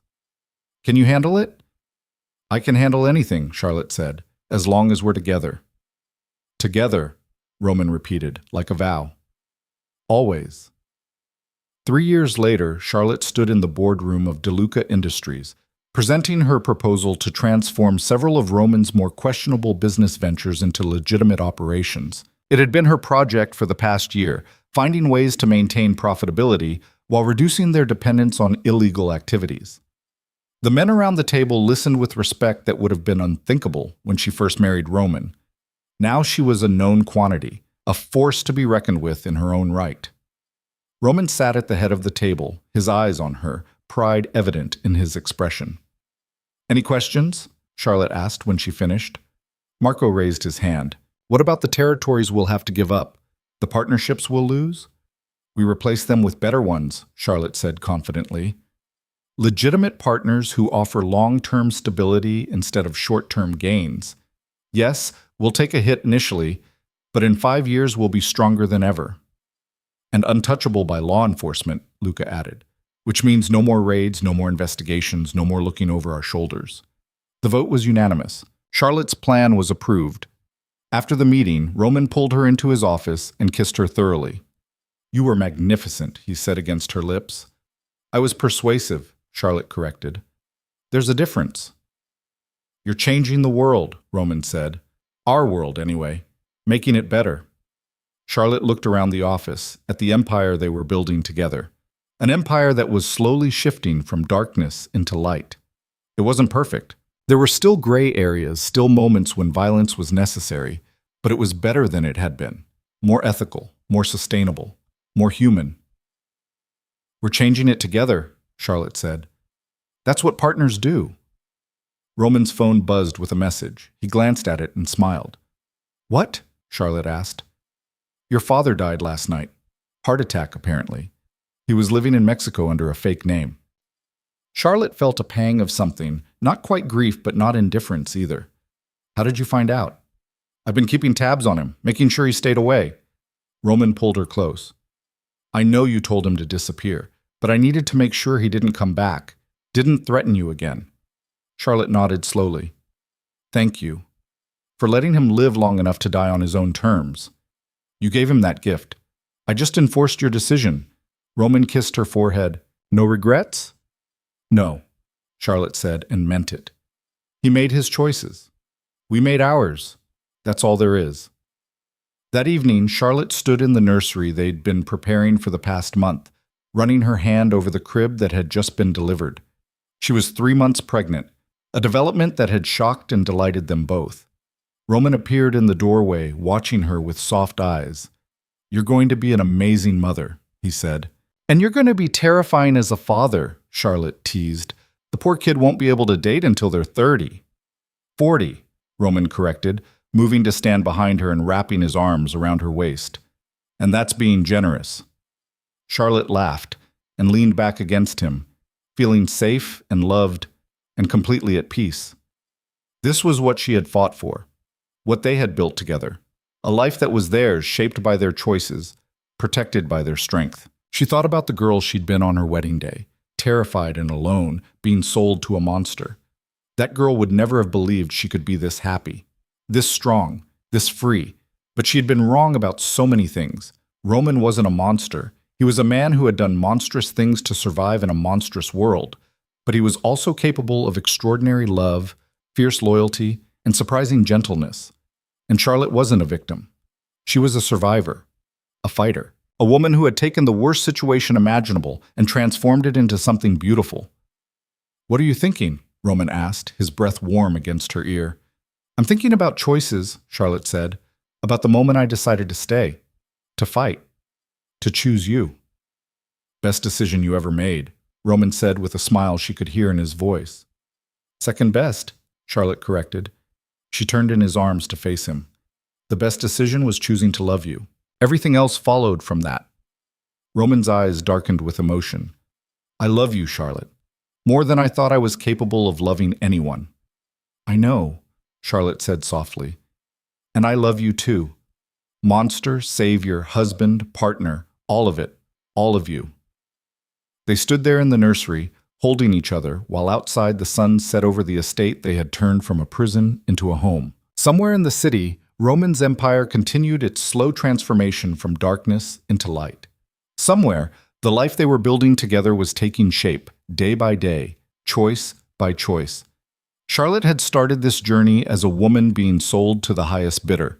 She was ending it as a queen in her own right, standing beside a king who had learned that true power came not from fear, but from love. She had been forced to marry a monster and discovered a man. She had been bought like property and became a partner. She had been a victim and became a survivor. And through it all, she had found the one thing she never expected to find in a world built on violence and control. She had found home, not in a place, but in a person. In the man who had saved her, challenged her, and loved her with a fierceness that made her believe in impossible things. Roman pressed a kiss to her temple, and Charlotte closed her eyes, committing this moment to memory. This feeling of absolute certainty. This knowledge that no matter what came next, they would face it together. Equal, loyal, unshakable, exactly as they had promised.